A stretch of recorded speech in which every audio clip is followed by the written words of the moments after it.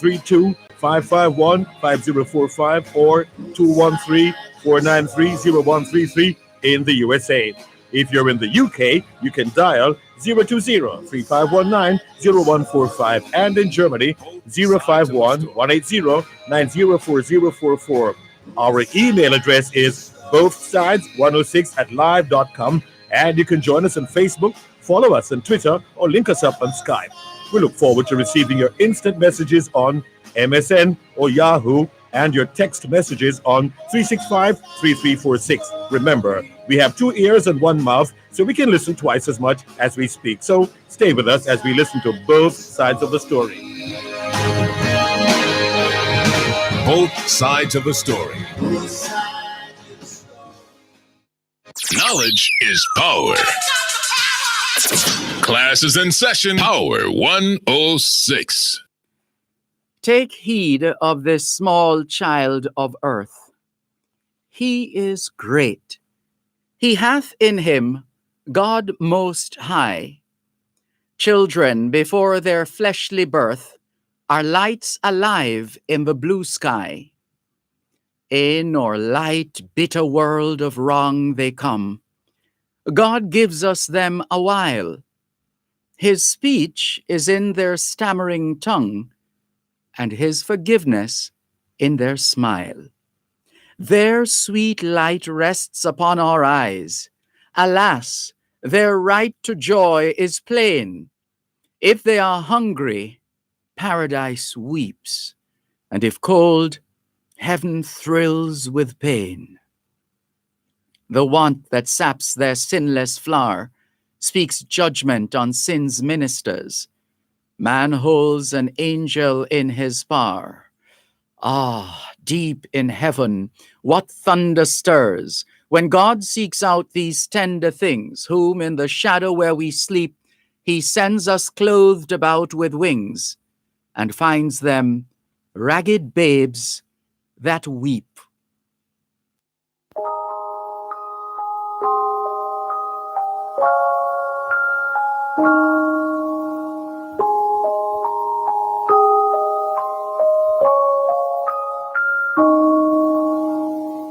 Dear Mr. Jesus, I just had to write to you. Something really scared me when I saw it on the news. A story about a little girl beaten black and blue. Jesus, thought I'd take this right to you.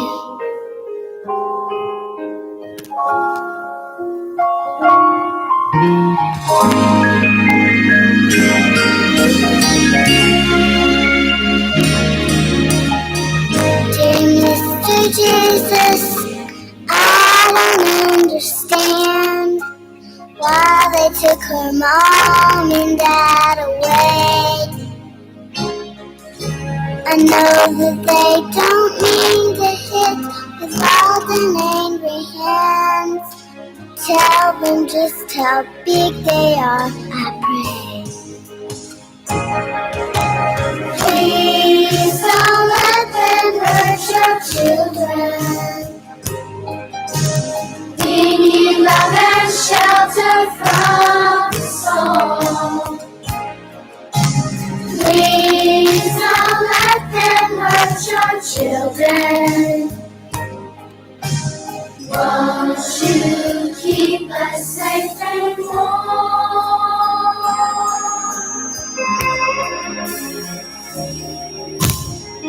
Dear Mr. Jesus, they say that she may die. Oh, I hope the doctors stop the pain. I know that you could save her and take her up to the sky, so she would never have to hurt again. Please don't let them hurt your children. We need love and shelter from the storm. Please don't let them hurt your children. Won't you keep us safe and warm? Dear Mr. Jesus, please tell me what to do. And please don't tell my daddy, but my mommy hits me too. Please don't let them hurt your children. We need love and shelter from the storm. Please don't let them hurt your children. Won't you keep us safe and Please don't let them hurt your children.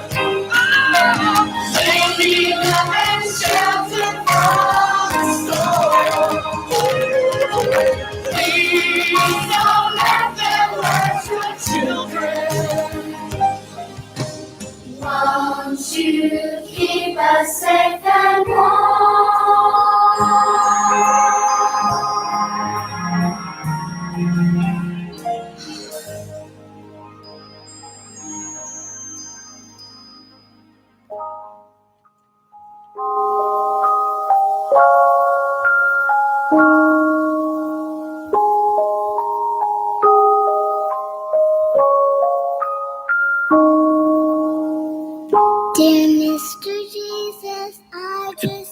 2021 to 2030 is the International Decade of Healthy Aging, the International Decade of Ecosystem Restoration, and the International Decade of Ocean Science for Sustainable Development.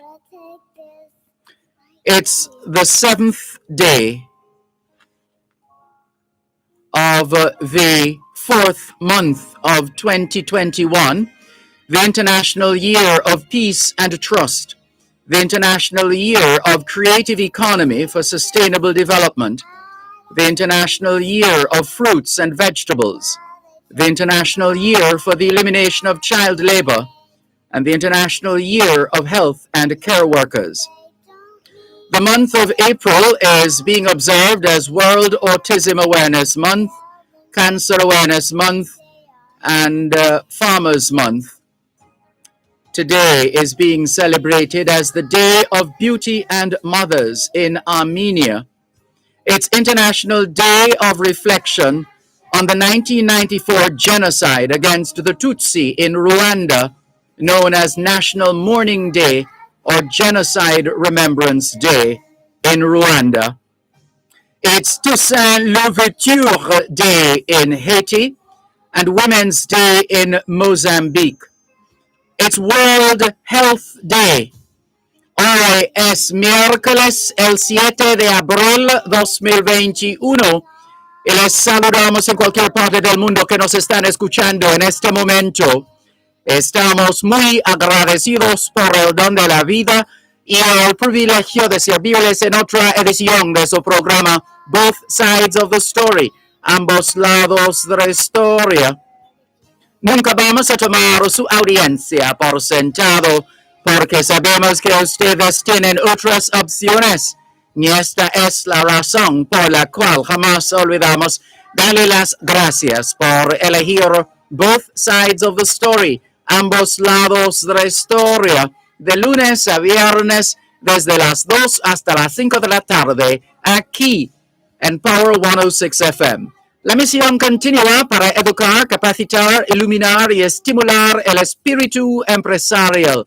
Bienvenidos. My daddy, but my mommy hits me too. Please don't let them hurt your children. C'est mercredi le 7 avril 2021 et nous vous saluons tous qui nous écoutez où que vous soyez dans le monde. Nous sommes reconnaissants du don de la vie ainsi que du privilège d'être votre service pour une nouvelle édition de votre programme Both Sides of the Story, le pour et le contre. Nous ne considérons pas votre fidélité comme l'un de soi parce que nous savons que vous avez l'embarras du choix. C'est pourquoi nous n'oublions jamais de vous remercier de choisir d'écouter Both Sides of the Story, le pour et le contre, Du lundi au vendredi de 2h à 5h de l'après-midi sur notre antenne Power 106 FM. Nous continuons notre mission d'éduquer, d'habiliter, d'éclairer et d'encourager l'esprit d'entreprise. Bienvenue.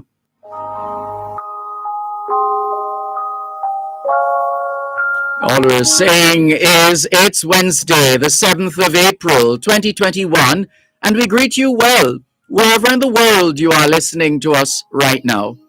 We remain eternally grateful for the gift of life and the privilege to serve you on yet another edition of your program, Both Sides of the Story.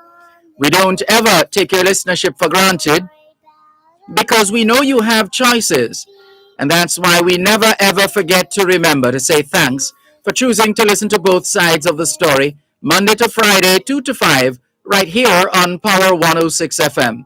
The mission continues to educate, empower, enlighten, and encourage entrepreneurship. Welcome. Dear Mr. Jesus, I don't understand. We started out this afternoon with the poem The Poor Children by Victor Hugo. The Poor Children by Victor Hugo.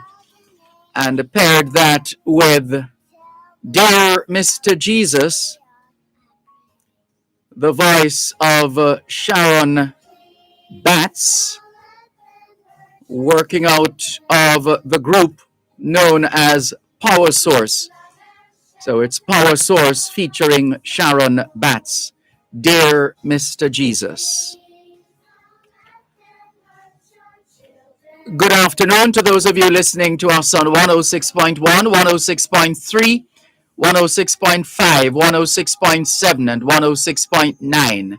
From Morant Point to Negril Point, from the Goat Islands to Galena Point. This is Power 106 FM, serving Jamaica and the diaspora. Hello to those tuned in via the Power 106 FM app, which you would have downloaded from the App Store or the Google Play Store, depending on the nature of your device. Downloading is free, listening is free, whenever, wherever. We thank you if you have logged on to the Gleaner's website, go-jamaica.com. Subscribers to onespotmedia.com also have access to Both Sides of the Story in particular and Power 106 FM in general. There's more after the break.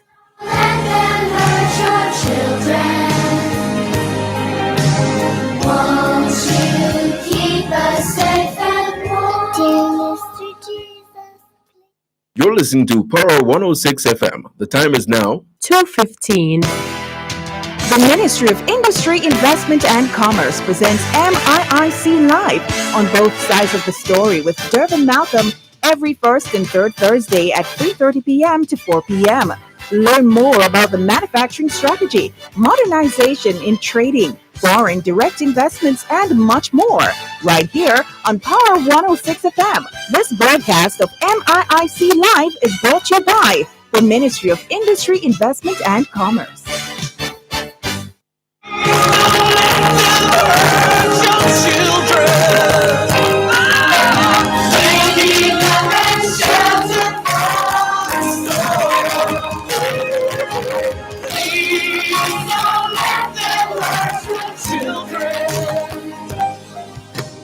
Won't you keep us safe and warm?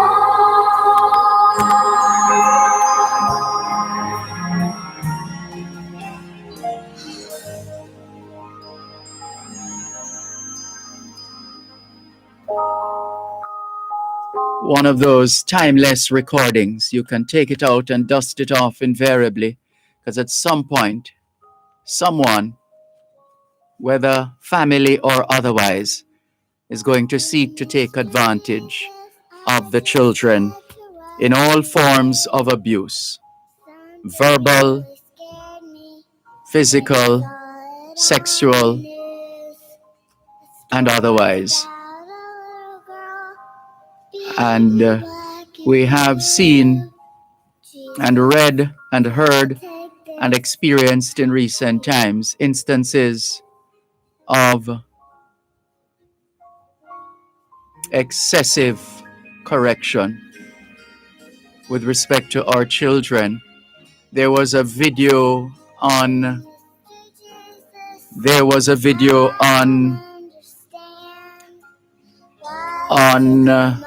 YouTube, I think it was, of a child being viciously beaten by on the face of it, it would appear that that was a mother. On the face of it, looks like that was the mother. There was a little boy trying desperately to intervene, as if to say to mommy, please, please, stop. And that wasn't she didn't stop at all. She kept going. And there were obviously other children in the background who were having a grand time. It was a show for them. They were enjoying this woman, as my late mother would say, butter bruising the picnic. It's out of our culture of violence against each other, and not least of all our children, that the word murderation was created. Don't think there's any other culture in the world that uses that word, murderation. Really. Terrible, terrible, terrible. We need more angels of light rather than darkness to help to protect our children. More angels of light needed. We are scheduled to bring to you the second in our series of interviews and features with Dr. Jermaine Gordon and company, engaged in quite a number of programs, already doing a lot of work in through Love Has Hands Foundation, and it hasn't even been officially launched yet. The official launch is Sunday the 25th of April at 5 o'clock in the afternoon. You'll hear more as the program progresses. That's coming up at 2:30. And then an hour from that time, we will join a live Zoom link at 3:30. That's an extension of National Mathematics Week. National Mathematics Week was observed from the 28th, Sunday the 28th of March to Thursday the 1st. And we'll be connecting and moderating a bit of that session as well, coming up, focusing on mathematics. That's going to be at 3:30, and we should wrap it by 4:15 this afternoon. And once we would have wrapped, we go into another discussion focusing on health-related matters, COVID-19, cannabis, and related matters on this World Health Day. And then at 4:30, it will be time for Diaspora Check-In. We'll be checking in with Dr. Dwayne Dice, who chairs the Jamaica Diaspora Education Task Force. And they're hosting a session tomorrow aimed at empowering our education leaders. The subject, school self-evaluation. That's a Jaminar tomorrow afternoon at 5. Dr. Dice will tell us more on this week's edition of Diaspora Check-In. In the meantime, we continue to hope and pray and will work by playing our part in reducing the instances of child abuse in this country in more ways than one. Good afternoon to our children. Nicola in Mandeville, Manchester, good afternoon to you. Junior Jabari, thanks for tuning in. Beverline in Toronto, Canada says, Ontario, Canada, state of emergency again. When will this end? You continue to be safe, Beverline. Jennifer Stewart from Kencott, Q Road, Kencott in St. Andrew. Good afternoon to you too, and to everyone listening, she says. Bratislava Borivojova says, good afternoon, everybody. Good afternoon, Bratislava Borivojova. Jacqueline Simmons, good afternoon to you and blessings to you too. Sylviana Johnson says, greetings, Mr. Malcolm. I trust you're having a wonderful Wednesday. We're doing the best we can, and we hope it's the same for you, Sylviana Johnson.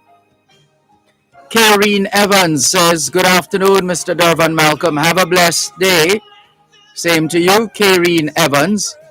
Good afternoon to Nicola in Mandeville, Manchester, who tells us she's loving the attire. Thank you very much. And all the others who have been messaging us. In fact, we have some, hate to use the expression leftover, but we do have some leftover messages from yesterday. And there are others that came in this morning, and we'll do our best to clear them. Patriotic Jamaican in New York says, good afternoon, Mr. Malcolm. The most disappointing thing about this MP handing out buns with the party labels is the fact that this is supposedly one of the new young politicians with new thinking. One would think this kind of thing was a thing of the past, old-time politics. But to have this taking place in 2021 shows that everything remains the same old way or worse in Jamaica, except for the date. So disappointing, says Patriotic Jamaican in New York. Thank you for your message, Patriotic Jamaican in New York. Here is another. Professor Malcolm, I agree with your opinion on corporal punishment by our elders, and I have mixed feelings for my parents and teachers. I loved them dearly. As for my mom, I still cherish the memories. She's no longer on this earth, but she will be in my heart.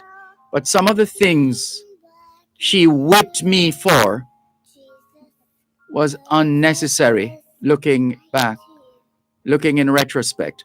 As for my father, I was afraid of him. He was a beater, as you blink. But with all of that, I still loved him. My teachers were also beaters, but I used to just stay in line and avoid that punishment.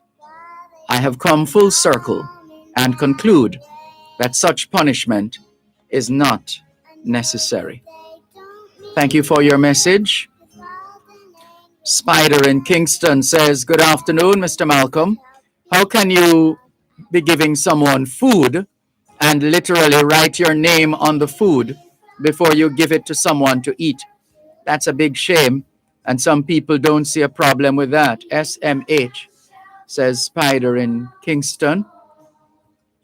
HJ in St. Catherine says, good afternoon, teacher. I'm at class. It's cool and overcast. Yes, teacher. We underrate how we climatize. How we climatize them with violent words and practice. It's abuse and we should stop it. No good.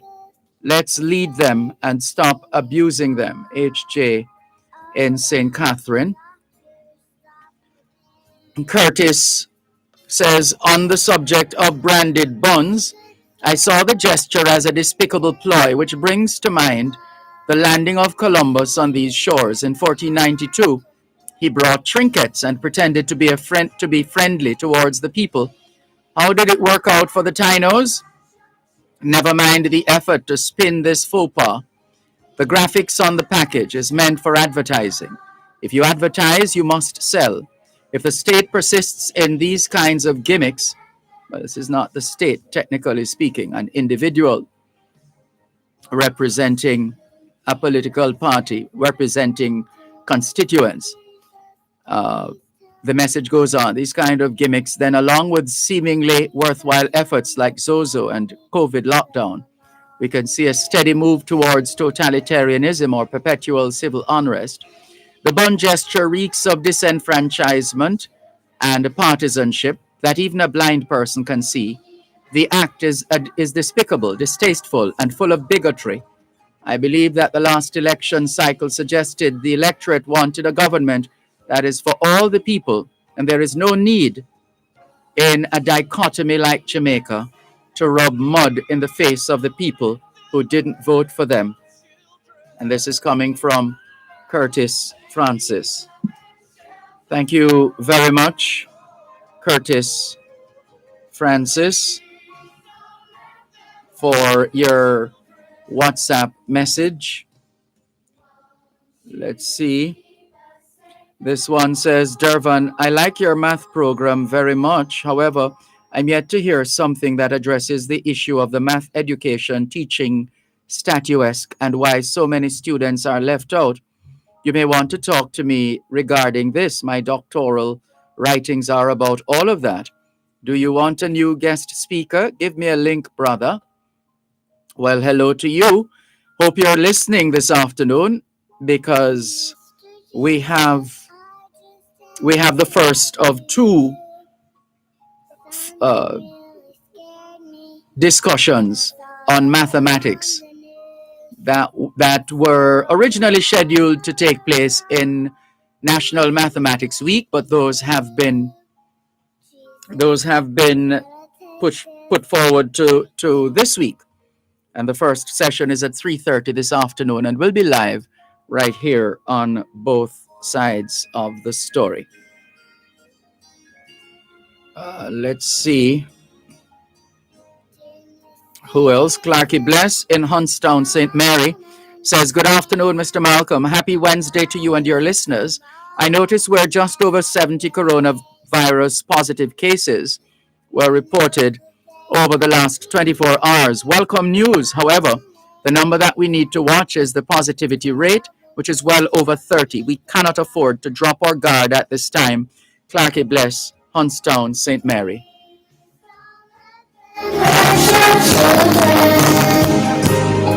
You're listening to Power 106 FM. The time is now 2:30. NIS pensioners, early encashment continues. Pension order vouchers with payable dates in April 2021 may be encashed as of April 8. All payments for the month of April may be collected at the same time at your nearest post office. Note, pension vouchers can only be encashed at post offices. A message from the Ministry of Labor and Social Security. The e-Gleaner meets your needs for fast and easy comprehensive coverage as we keep you in the know even while on the go. Click, download, and take your stories with you. Create collections and read later. Current affairs and past issues anywhere and anytime with the e-Gleaner. Share in the e-Gleaner experience when you sign up for Gleaner Premium. Learn more at jamaica-gleaner.com/premium. The Gleaner Premium will excite your digital media experience, satisfy your appetite for exclusive stories and special access to editors' fora, videos, podcasts, and much more. To subscribe, go to jamaica-gleaner.com/premium and select the e-Gleaner or website option. Welcome to your new digital experience, the Gleaner Premium. Buy for a limited time only. Something really scared me when I saw it on the news. A story about a little girl beaten black and blue.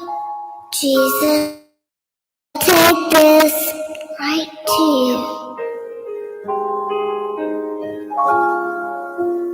you.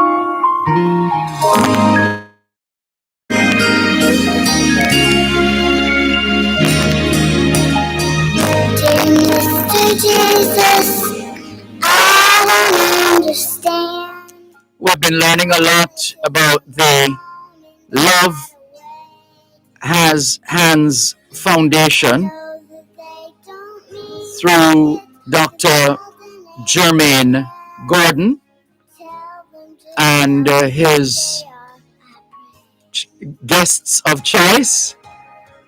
It's an organization which will be officially launched on the 25th of April, and we'll hear more about that. In the meantime, we've been learning about the tremendous work that the organization has been doing even before its official launch. For this afternoon's edition in our series featuring the work of Love Has Hands Foundation, Dr. Jermaine Gordon and his team, we welcome once again the Executive Director, among other things, the Executive Director of Love Has Hands Foundation, Dr. Oh, my brother Dervan, it's so good to be here on Power 106. You know, most people don't know that radio is no longer the same since December 1992, you know. You're very kind. In fact, today is an anniversary of sorts. I did my first outside broadcast on this day in 1995. Look at that. That was Champs at the National Stadium. Wow. Yes. Anyway, it's not about me. Let's welcome on board as well parenting specialist, Reverend Carleen Rickard. How are you? Welcome. I'm blessed. Thank you very much. Great. I hope you had a tremendous Easter. Indeed, still giving thanks and grateful for all the blessings over the Easter period and no doubt beyond. Yes. And we certainly needed to go forward. Absolutely. Love. Thank you very much. Dr. Gordon, set the stage for us for this week's series, this week's edition in the series focusing on Love Has Hands Foundation, part of the build-up to the launch. Yeah, so good evening, good afternoon again, everybody. So following up from last week, how I left my job, I quit my job, and I've been going around Jamaica, spending over $9.5 million of my personal savings.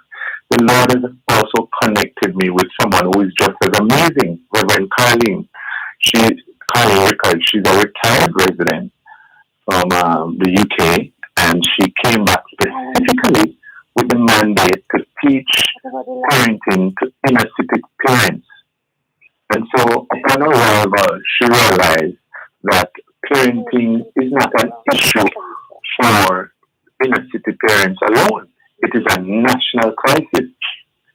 And she also has spent countless amount of her money trying to get this message that are helping to support and edify and empower parents all across. And so I am happy to be working alongside her. Well, let's find out from you, Reverend Carleen Rickard, how you came to know Dr. Jermaine Gordon. Oh, wow. This is interesting. Because, I'm mandated to do parenting for a long time. He probably doesn't remember this, but he came to Granny Park Church, came at a concert. And as I stood in the concert, the Lord said I needed to work this gentleman around family. All I knew, this gentleman was into singing and praise and worship. And I said, oh gosh, how am I going to speak to this famous person? Somebody like me, just a parenting specialist. And just then I saw when he went outside and the Lord said, this is the moment. And I saw this gentleman outside and I said to him, sir, the Lord wants me to speak to you about etc., etc. And he gave me his phone number. And I said, right, he said, phone me and we can have this discussion because he was there as a guest. Would you believe it, sir? I lost that number. But guess what? Mm-hmm. The following day, Auntie Elaine, who is Woods, an organization that deals with conference at the Teachers College. And she invited me along. And would you believe I took some of my books because I've written 9 of them. And I set up my store. A gentleman came and set up a store. And whose store was it? But Dr. Jermaine. And that was it. That's how we met. And, God's work has been in place since.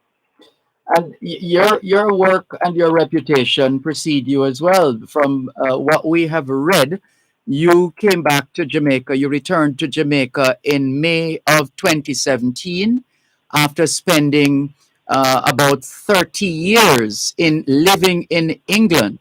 Yes. Why did you come back? Why on earth would you want to come back? The milk and honey in England wasn't enough?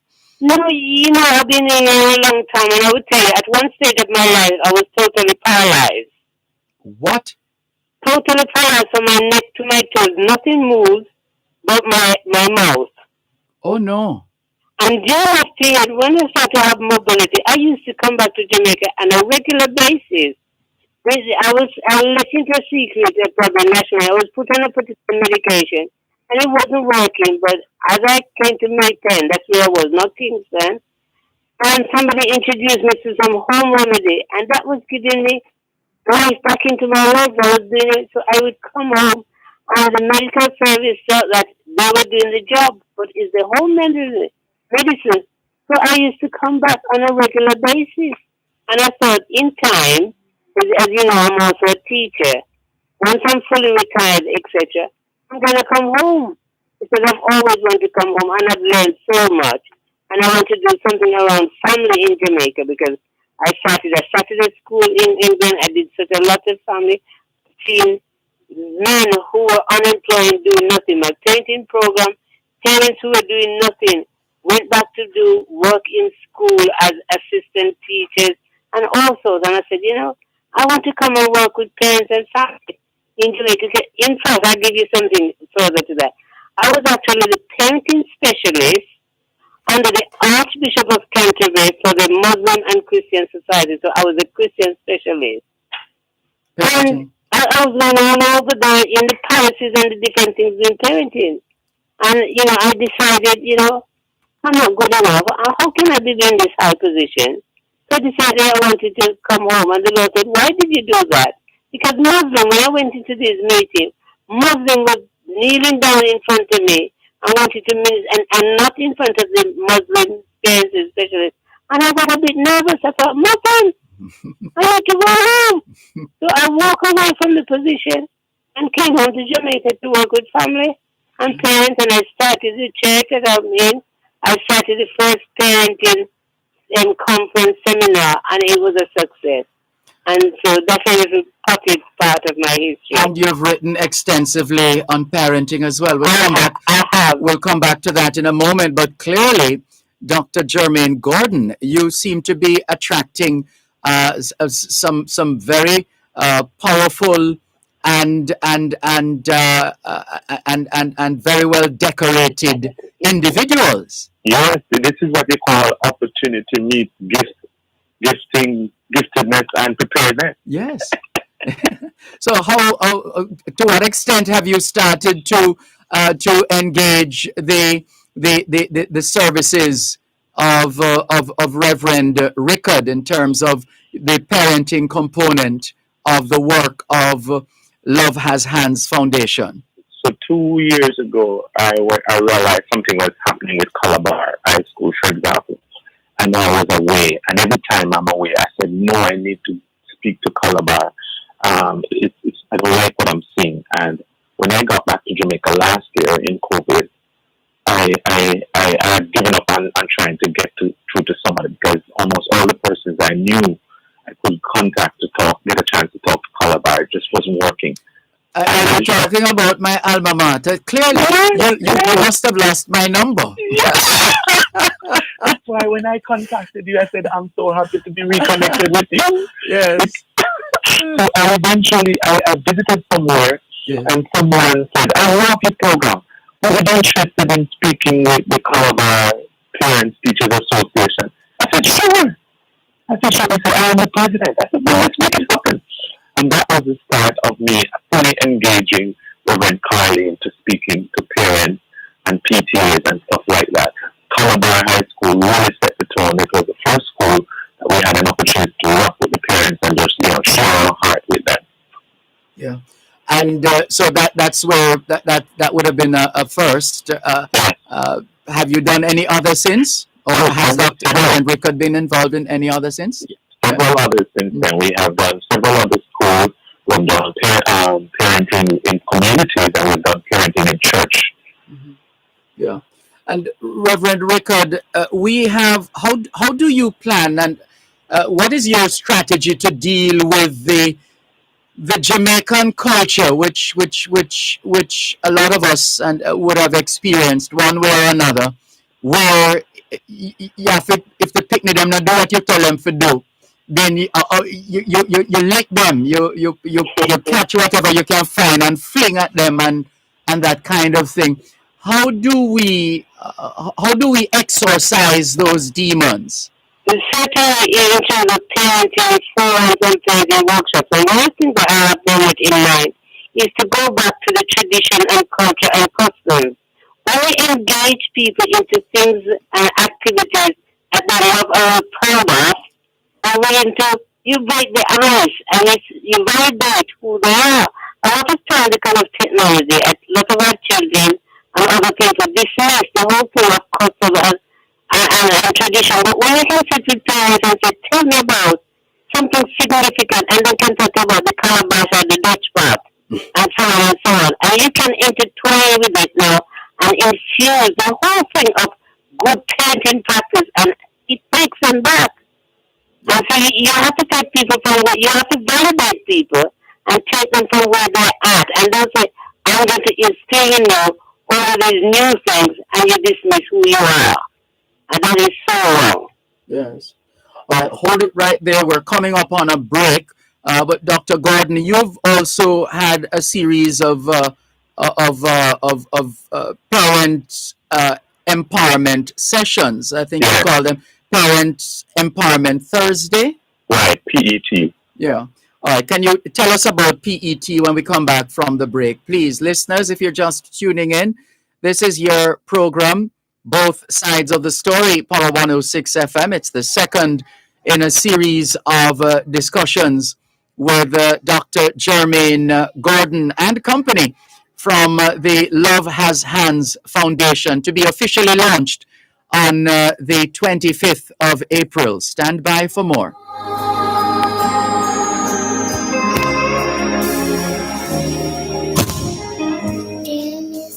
You're listening to Power 106 FM. The time is now 2:45.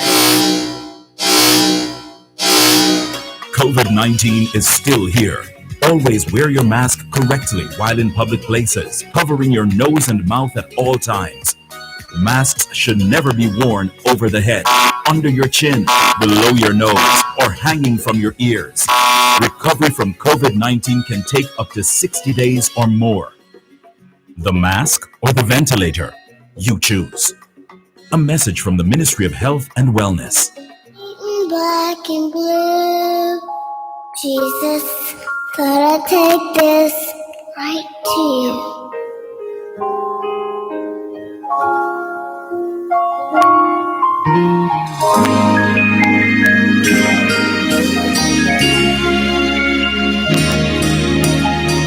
Dear Mr. Jesus, I don't understand why they took her. The timeless recording from Power Source with Sharon Batts leading in that recording. Dear Mr. Jesus, timeless, timeless, timeless.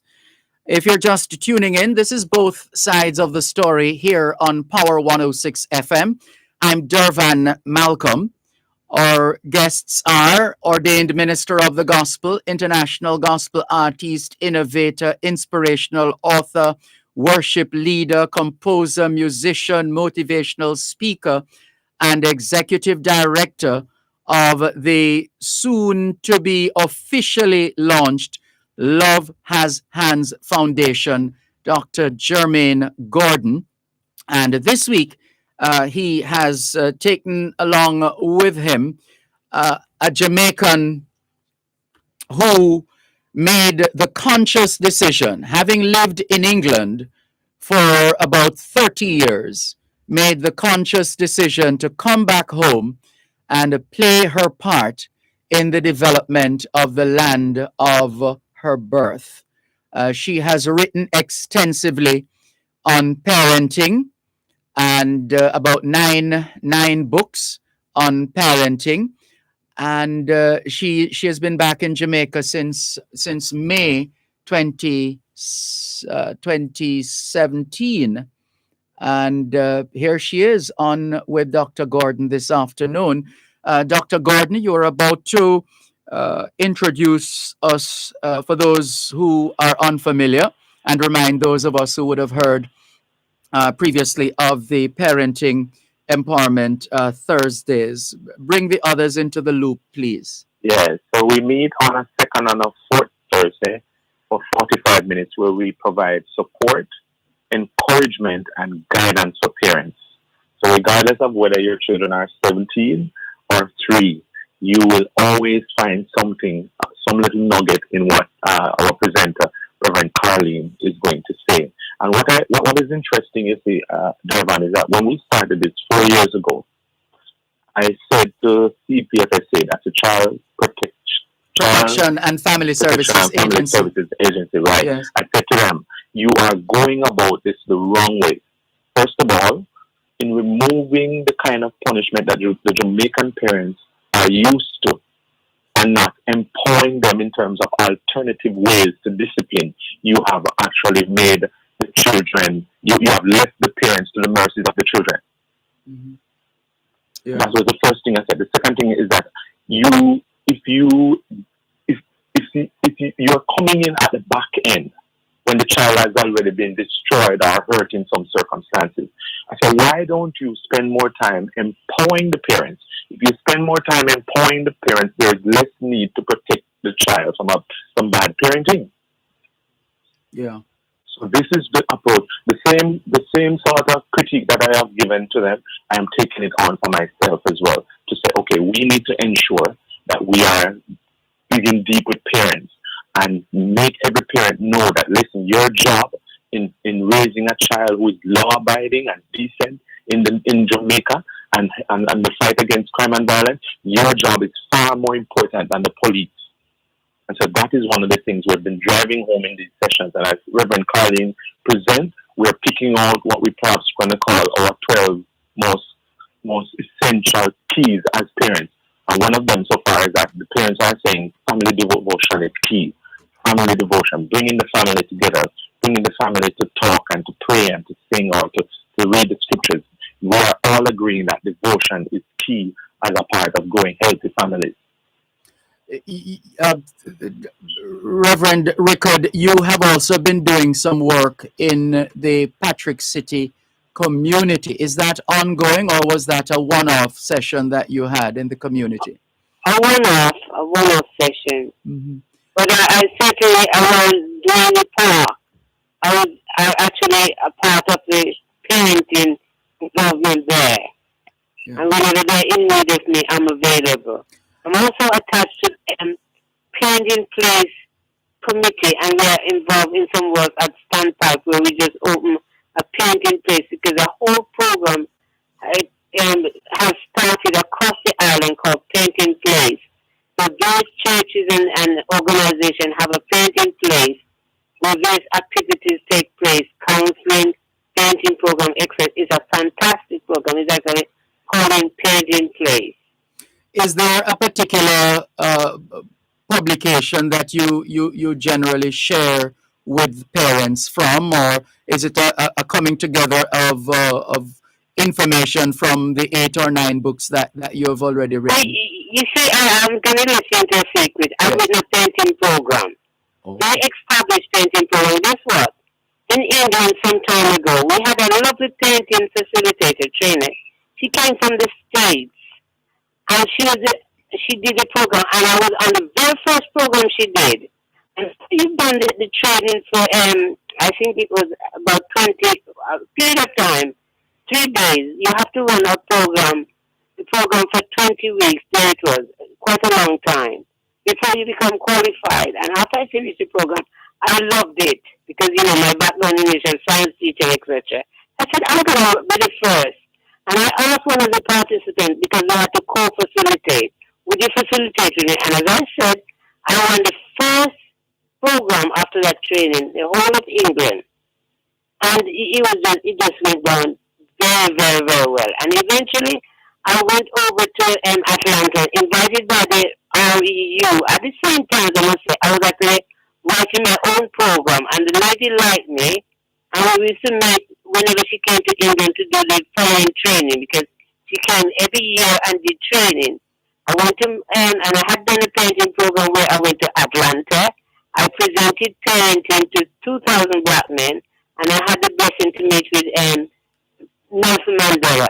Anyway, pushing forward, this lady decided, why should she come all the time to come to England when she thought I was so good? She wanted me to train up onto the program, but the organization, Muslim Asian Extraction, they weren't in favor of having somebody like me. They wanted their own people. Oh. So after that, I thought, look, I've got my own program that I had written. Let me start to run program in England. So I had a young lady with whom I'd work, and she invited me to do train up within boroughs like Hackney and Waltham and different parts of England. And then I would train up, and there were Turkish people, and mostly Turkish, etc. And most of them got trained and did tremendous amount of work. So I had all that background, and I said, now is the time, Jamaica. I need to pass on some of this because so many of our children are disadvantaged in England because the parents don't understand the system, they don't understand so many different things. And first of all, I have to empower the parents. I said to parents, I'll make you a scientist. A lot of people say, oh, we don't like science, and the children will come and read, scientists. I said, you're a scientist. They said, I never go to school. I said, all right, what's a mixture? I used to use that. What's a mixture? And they don't know. So I said, you mix two things together. And I said, what's the solution? They said, you mix. I said, what's the difference? And they ponder and wonder. I said, all right, I'm mix two things together, but you can physically separate them. A solution you can't. You have to use some sort of. I said, so they said, okay, we look in the laboratory. You mix iron filings and zinc or whatever. You can pick out the zinc from it, and you can use a magnet to take out the iron filing and so on. But I said, at home, why something chicken is a mixture? You can take out the chicken from the pig is a mixture. And I said, all right, now solution. You mix up certain chemicals and you produce a new solution. I said, yes, at home, salt and water is a solution. You put the salt in the water, it dissolves, no time, and now it becomes integral, it goes apart. But you can separate it. You can put it in the Dutch pot. When you put it in the Dutch pot, you drive off the steam, the water becomes steam, and you can put a pot over it and condense it back and turn water. But at the same time, it leaves the residue in the Dutch pot, which is the salt. You separated them, but you couldn't separate it like you separate the chicken and the rice and peas. So I'm saying science is life. And whatever you do in your home, whatever they're going to do and apply in a scientific way in school, you're doing it at home. And while you just have to know the terms, and then you can say, Johnny, what did you do? I did solution, and I talked to them about solution. I did evaporation, you talked to them. So I got parents involved and engaged. This sounds like fun, Dr. Gordon. Well, you have a national treasure working with you in the person of Reverend Rickard. Share with us some of the general elements of the work that Love Has Hands Foundation has been doing outside of what we've talked about already, and plans to do going forward. So the program is a unique combination, as you'd have realized now, because I'm more on the artistic and creative side. Yes. Reverend Colleen is more on the science side. So it's a unique combination of art, science, music, and faith. Yes. And so the program is built around that. And one of the things that, one of the sessions that Reverend Colleen has covered so far, we intend to do more work, is communication. How do we communicate as parents, for example? There is aggressive communication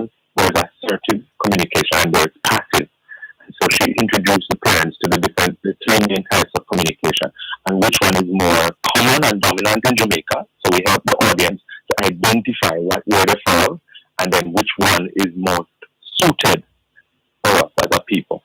And so the program itself helps to bring about awareness, because awareness is the first step or the first stage in bringing about transformation.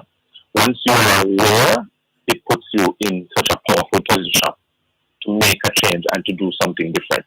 So overall, in what we're doing, we want to bring awareness to parents. We want to bring awareness to teachers. We want to bring awareness to all those who interact with children. What are some of the challenges they are facing as children?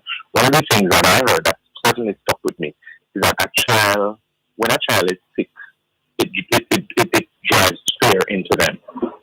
A child who is sick suffers from fear, and children sometimes also suffer from fear because they want to see their parents come home. And actually, the parents going to come home alive. I'm just wrapping with these are some of the things I discovered that I've actually now built into the program. That's quite useful, and no doubt will be beneficial to all those who you'll be sharing with, along with Reverend Rickard. But how have you been managing, considering all that's been happening over the last year and couple of months, in terms of keeping the work going, as opposed to saying, well, let me just wait until this thing passes? That is certainly a challenge. It is. I cannot say that it isn't a challenge, because we have to work with what people are comfortable with. We might, for example, be ready to get up and go, but we have to also be mindful of what persons are comfortable with.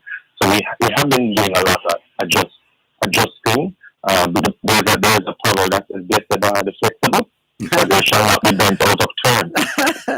I love it.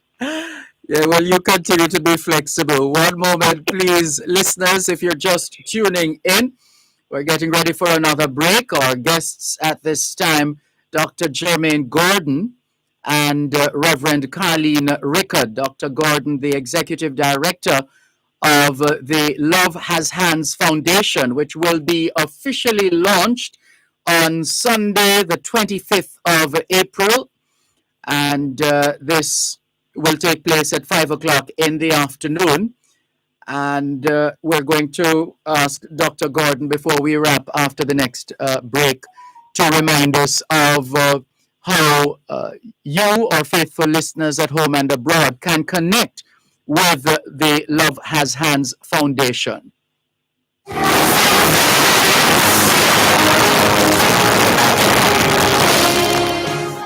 You're listening to Power 106 FM. The time is now 4 o'clock. The next person in line, your friend at school or your coworker, lay with COVID-19 and drop low because they have no symptoms. You, on the other hand, could be hospitalized for 2 months or more if you become infected.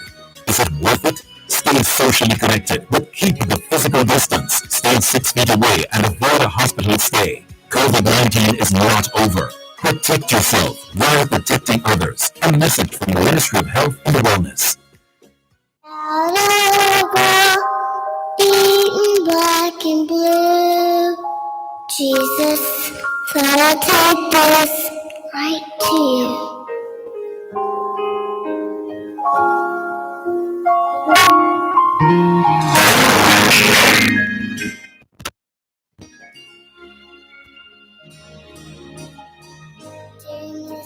Jesus.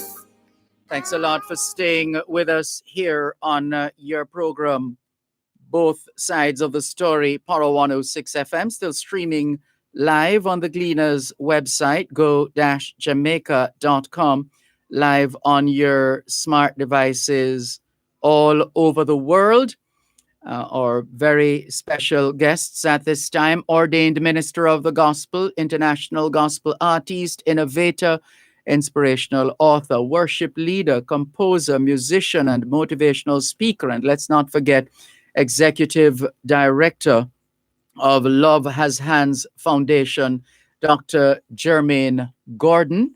And he has with him on this week's feature, part of a series of interviews and discussions leading up to the official launch of Love Has Hands Foundation, scheduled for Sunday, the 25th of April. And so he has, as we said a short while ago, a national treasure with him, and a lady who, a Jamaican who lived in England for 30 years and decided to come back home and give back to the land of her birth. And she has been doing that in more ways than one. She has written about 9 books, and for example, Empowerment for Parenting, as well as that's essentially the manual from which she works, and the book The A to Z, as they say in America, or A to Z, as we say in English-speaking countries, The A to Z of Parenting, which she wrote as well. And she has been doing work already, and no doubt will be doing more work going forward with the Love Has Hands Foundation. Reverend Rickards, can you share with our listeners, those of us who are parents and guardians, in as brief a way as you can, and some of the key components that parents need to pay attention to if they are to maximize the positives in the relationship with their Right. children. Very brief as I possibly can. I said, first of all, know your child's love language, as you should do your partner anyway. If you know, for instance, I give you the 4 love language. For instance, your child loves gifts, and you tend to be praising your child for good works. It's not going to work very well, because the child love language is gifts. Even if you bring a marble, as doctors often talk about the marble story, if you give the child a marble and give him little gifts, you'll get more out of that child than doing what. So you understand what your child love language is. The other thing is to understand your child's temperament. And, for instance, activity level, distractibility. For instance, if your child got a distractibility component as a temperament, and that child, you putting him in the quietest part of the room, and the television is on and everything, that child is not going to accomplish anything, because if a gnat comes into the room, that child will be distracted, because he's got a component, say, he's easily distracted. It's better if you locked him up into the wardrobe for 5 minutes every so often and get him to do the work. So understand the children's temperament, what is your child's temperament, and what is your child's love language, and then you're on your way. Sounds good. And Dr. Gordon, give us a sense of how things are. I mean, how do you plan in this kind of environment? You have so much to give, so much to share. You have experts like Reverend Rickard. We have been seeing and hearing within the last couple of days, for example, children being abused. Also, just today, as I was saying earlier on, before this interview started, I saw a video on Twitter where on the face of it looked like a mother disciplining her daughter, the child, whatever we don't know the details, but she was giving that child some serious licks, and it seemed, it would appear that the child's sibling, her brother, was seemingly trying to get her mother to stop hitting her. And that didn't work. And then it sounded as if in the background we had cheerful children who were cheering on the mother who was brutalizing the daughter. And I'm thinking, my God, what a lot of work we have to do. Yes. In our sessions, Dervan, we pick up stuff like that. And we can tell that the mother isn't disciplining the child. It's the father she's beating. Say some more on that. Yes. There are unresolved issues, perhaps, with the father. Mm-hmm. So as we say in Jamaica, you take it out on the picnic. Yes. Right. Oh dear. That is very common among us. Yes. Where the mother and the father fall out, no longer on good terms, but the boy look more like the father than the mother. Oh God, Lord help him. Yeah. And so in our last session, we said, do not discipline when you are very emotional. Yeah. We encourage our parents, do not discipline the child when you're very emotional. Calm down first before attempting to discipline the child. And we also emphasize that to love your child is to listen to your child. To love your child is to listen to your child. There's something you want to say there, Reverend Carlin? I endorse everything that you said, but if remember whatever issue you have with a child, and you're going to discuss it, whatever it is, make sure that you're dealing with the issue, not because you're angry or upset or whatever it is. So you deal with you first, your emotion, take a deep breath, and when you're ready, you sit down and said, Jonathan, I'd like to talk to you about this, and these are the boundaries and the rules. Yes. Yeah, we see a couple of listeners and viewers on Facebook Live who are echoing your sentiments. Sophia Davis Fagan says, knowing the child's love language is very important. I agree. And she says, sometimes the mother takes out things on the child. Wait until you cool down. And so we're happy that you're reaching our listeners. Those, mind you, for the most part, I'd like to think we're speaking to the converted, those who are listening. But we hope, we always hope that those who need this kind of information, this kind of thought process, approach, etc., will in fact benefit. And you asked the question in Dervan, how are we planning now? Yes. What we're doing, we're paying attention to what people are paying attention to. Mm-hmm. For example, I signed up a TikTok account 2 years ago, but I didn't use it. Yes. And I'm now realizing, okay, I need to go on TikTok because to share some of these lessons and messages that Reverend Carlin has, we're going to have to, TikTok has some very creative way of just convincing you. Yes. So No, you have to be in the space to impact the space. Yes. So I said, I'm looking for some of our young people because we have an arm that we call Youth Volunteer Advisors. So I've been watching the creative young people that are on it to see how they can help us to bring out a message of anger, keeping calm, how they can help us bring out a message of discipline a child when you're angry, those kind of messages. So that's how I'm planning now. I'm not stuck on the traditional ways of communicating. I'm using music, yes, but the music can be rock. The music can be reggae. The music can be rock and roll. What is it that engage the children? Look at this song. Look at this song here, Baby Shark. Do, Baby Shark. Do. That song has become so popular. I've heard it. Everywhere about this song is being played. Yes. If we can communicate significant message through simple methods like this, I am on board. But that is how a lot of us were brought up. We learned the gems. We learned the little ditties, as they say. And those are loaded with lessons, labor for learning before you grow old, etc. Yeah, yes, Reverend Rickard, you're agreeing? Yes, I do agree. Mm-hmm. Yeah. And I said something that just jumped in. It might be. I hope it's a little bit relevant. But some boys that were working with England, they call them recidivists because they're out of prison and they're under control of whatever it is. The Queen Service. That's what the boys said. And these boys, they could not read and write and anything because parents couldn't read and write. They were getting in trouble, no relationship.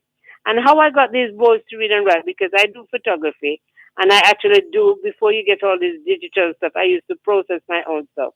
And these boys went and pose, as you boys like posing. And they went in the dark room with me, now to develop. I said, you need to have so much ratio, so much water to the developer, so much temperature. They said, no, miss, you dash it in here and you dash it there. I did some pictures in my camera. When they did this by dashing it, they had black negatives, and mine was lovely. And now they say, miss, please can we do it again? Now they were ready for learning because they want to see the end product. Yeah. So once I put the water inside as a measuring cylinder and so on, I can introduce different words like for meniscus. When you're measuring the volume of a liquid, you don't look where it's drawn up at the top. You look at the bottom, put your eye line with it, and where it create a concave, that's where you read it from, and that's known as meniscus. So now I'm teaching them words and different things, and they learn to read. They learn to read from just doing photography, and because they know that in order to get the end product properly, without stealing, without them doing all the kind of abominable things that are happening now, if they got the tool of reading and reasoning and mathematics, they can move forward. Well put. There are so many lessons, Dr. Gordon, and I'm ever since we reconnected and we've been talking, I've been just visualizing the future. The future of Love Has Hands Foundation is so bright that you're going to have to get a pair of shades for the organization. Oh, I love it. Because what has happened in Dervan is Yes. that it's words that brought us to where we are, Mm-hmm. Words brought us to where we are. Words with a certain level of thinking has brought us to where we are. Yeah. So I'm also convinced that it is words with another type of thinking that will take us to where we want to go. So we've already started making a list of what are the words that we will need to pay attention to for the change, to help with the change. These are words like belonging, words like partnership, words like mentorship, affirmation, validation, resilience, learning. And in addition, Dr. Gordon, can I just say something? Yeah. Mr. Devon, is it Devon? Dervan. Der. You're gonna go with me because I'm talking about words. So I'm gonna give you some words for you, and allow doctor. So D, so you're dynamic. E, you're engaging. R, you're a real gentleman. What comes after R? V. V for V. victory. Yes. You're a virtuous man, if one can call a man a virtuous. What comes after V? A. A, you are anointed man of God. And What N. comes after A? N. And you're just nice, sir. I love it. I've written down every word. So that is what we do in Dervan, because guess what? Somebody told you something else. Yes. Somebody said the D means dummy. Yes. Somebody said the D means dunce. Yes. And so it is words that have brought us to where we are. And so words must take us from where we are to where we need to be. Other words, we are looking at our collaboration, responsibility, respect, kindness, self-control, and vision. We have so much more ground to cover. We're going to come back after this break and wrap today's edition of our series of features, discussions, interviews, part of the build-up to the official launch of Love Has Hands Foundation. Coast to Coast Concrete, the high quality concrete for fencing, roofing, foundation, and road surfacing. Call 876-754-7472. The time by Coast to Coast Concrete is 3:15. The e-Gleaner meets your needs for fast and easy comprehensive coverage as we keep you in the know even while on the go. Click, download, and take your stories with you. Create collections and read later. Current affairs and past issues anywhere and anytime with the e-Gleaner. Share in the e-Gleaner experience when you sign up for Gleaner Premium. Learn more at jamaica-gleaner.com/premium. The Ministry of Industry, Investment and Commerce presents MIIC Live on both sides of the story with Dervan Malcolm every first and third Thursday at 3:30 p.m. to 4 p.m. Learn more about the manufacturing strategy, modernization in trading, foreign direct investments, and much more, right here on Power 106 FM. This broadcast of MIIC Live is brought to you by the Ministry of Industry, Investment and Commerce.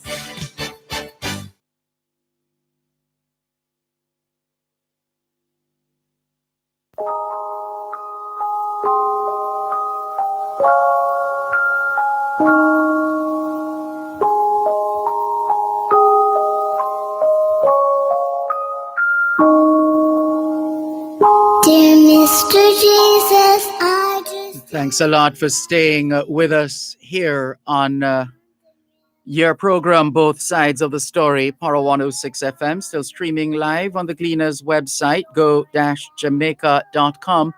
live on your smart devices all over the world.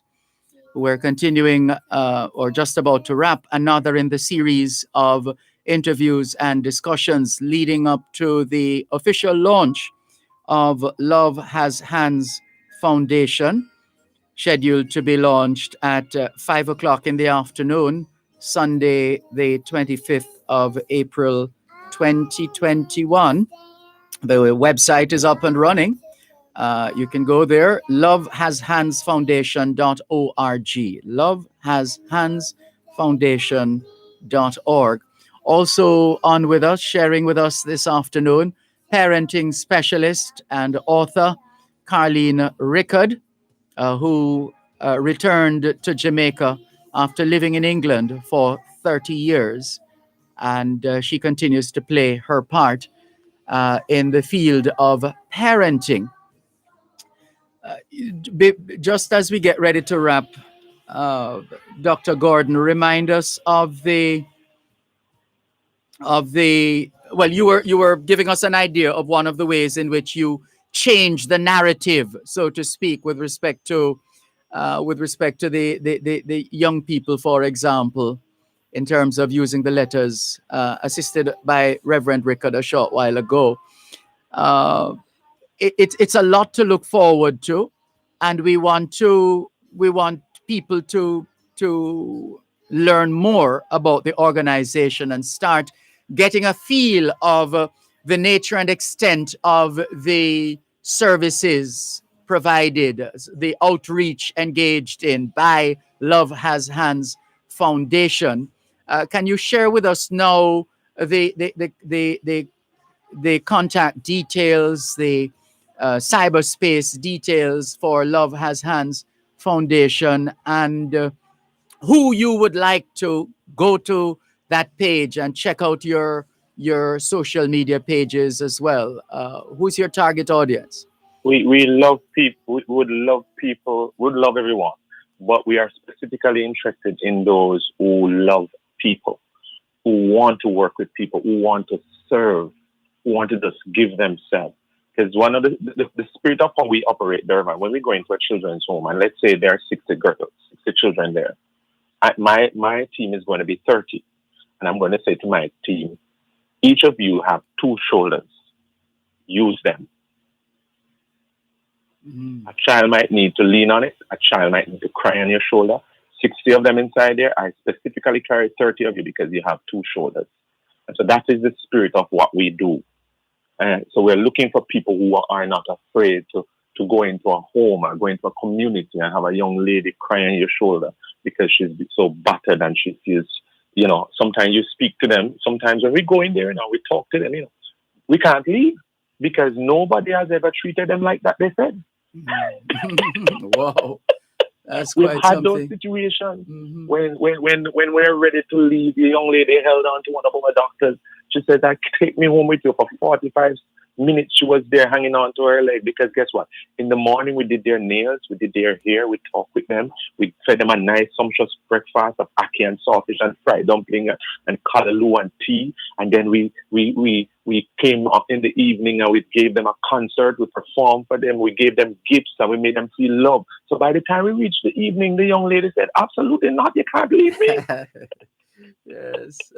So we are looking for people who don't mind being a part of that kind of family. And those who would like to contribute as well, because it does in fact take cash to care. Certainly. So they can go to the website, lovehashandsfoundation.org. That's lovehashandsfoundation.org. And they can go on the volunteer page to see who we're looking for, how they can fit in. We need youth volunteers, we need adult volunteers, we need all kinds of people, all kinds of specialists we need. And they can also go to the donation page and make a donation.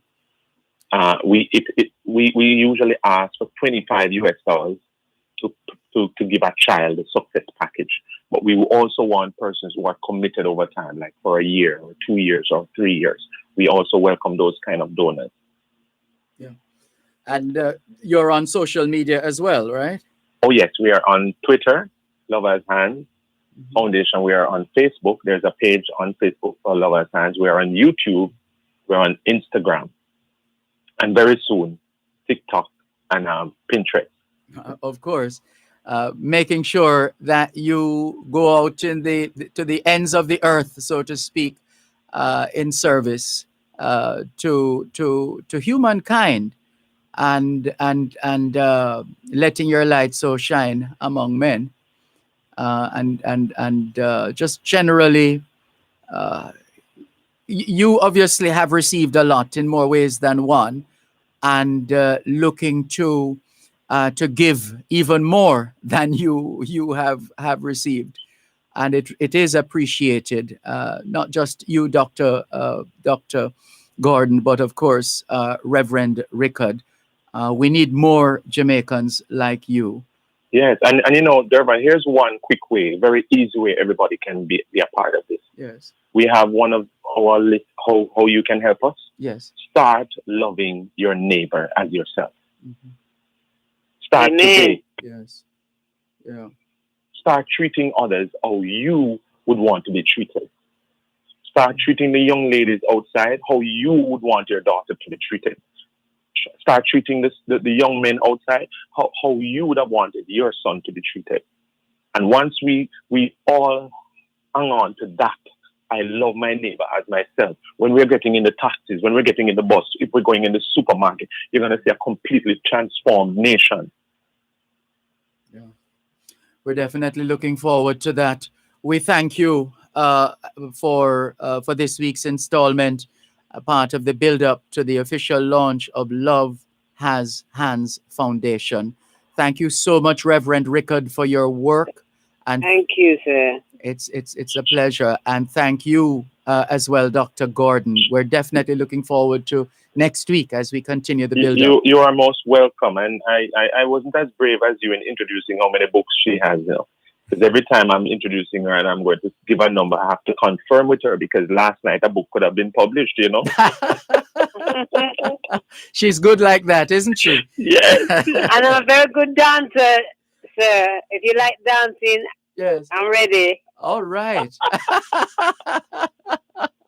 No wonder you remain so ageless.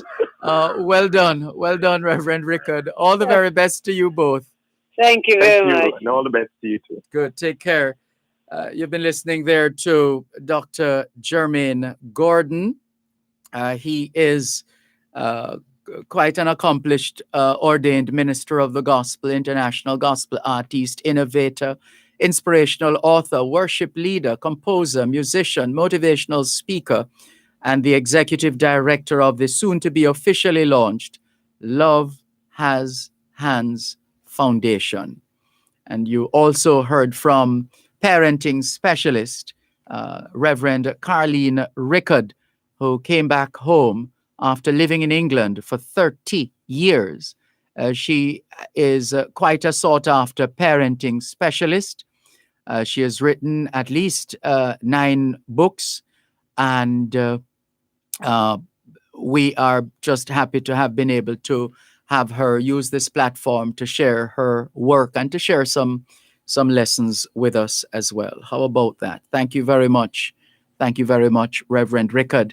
And all things being well, next week, just about the same time, we look forward to another in the series of discussions ahead of the launch, the Sunday's April 25th launch of Love Has Hands Foundation. We're standing by now to join a Zoom link. We told you earlier on at the start of the program that a couple of panel discussions originally scheduled for National Mathematics Week, the 28th of March to the 1st, Holy Thursday, the 1st of April, that was Mathematics Week, but these sessions weren't held then. They've been carried over to this week. And so we are happy to be associated with the first of these 2 sessions this afternoon here on both sides of the story, Power 106 FM. More in a moment. We got a shelter from the storm.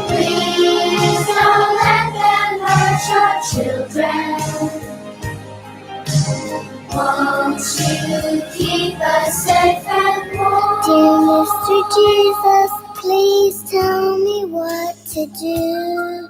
And please don't tell my daddy, but my mommy hits me too. Please don't let them hurt your children. We need love and shelter from the storm. Please don't let them hurt your children. Won't you keep us safe and Please don't let them hurt your children. they need love and shelter from the storm. Please don't let them hurt your children. Won't you keep us safe and warm?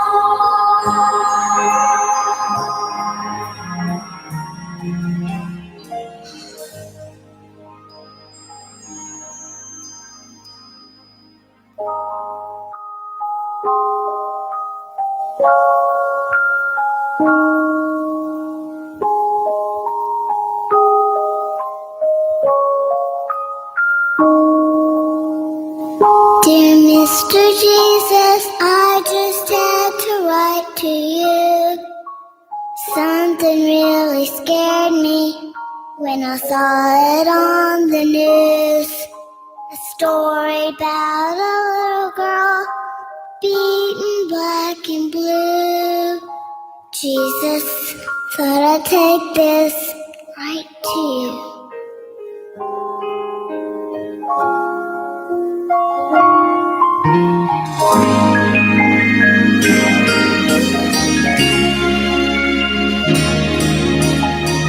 Dear Mr. Jesus, I don't understand why they took her mom and dad away.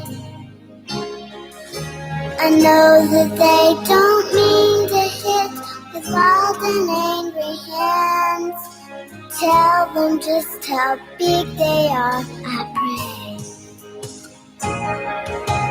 Please don't let them hurt your children. You're listening to Power 106 FM. The time is now 3:30.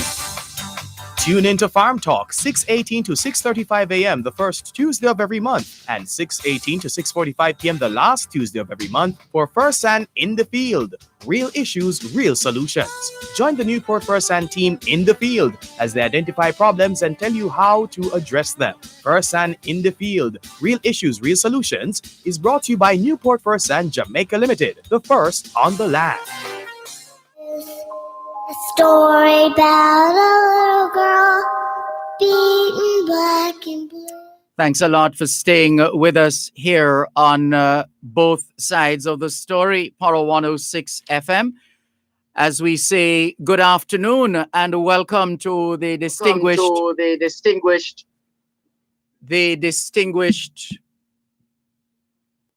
ladies and gentlemen, boys and girls on board for this conversation that we'll be having with governments, NGOs, and the private sector, an extension of Mathematics Week, National Mathematics Week, which was observed from Sunday, the 28th of March, to Holy Thursday, the 1st of April. Brought to you by the Ministry of Education, Youth and Information and Youths for Excellence Limited, with sponsorship support from Seprod Foundation and Jamaicans Inspired UK, streaming live on Power 106 FM, live on the Facebook pages of the Jamaica Diaspora Northeast USA and Pure Jamaica Plus. Pure Jamaica will also be rebroadcasting this forum on Jamaicans.com. I'm Dervan Malcolm, and hello to my co-host, Janine Shepherd, who is the founder and board co-chair and president of Youths for Excellence. Hi, Janine, how are you?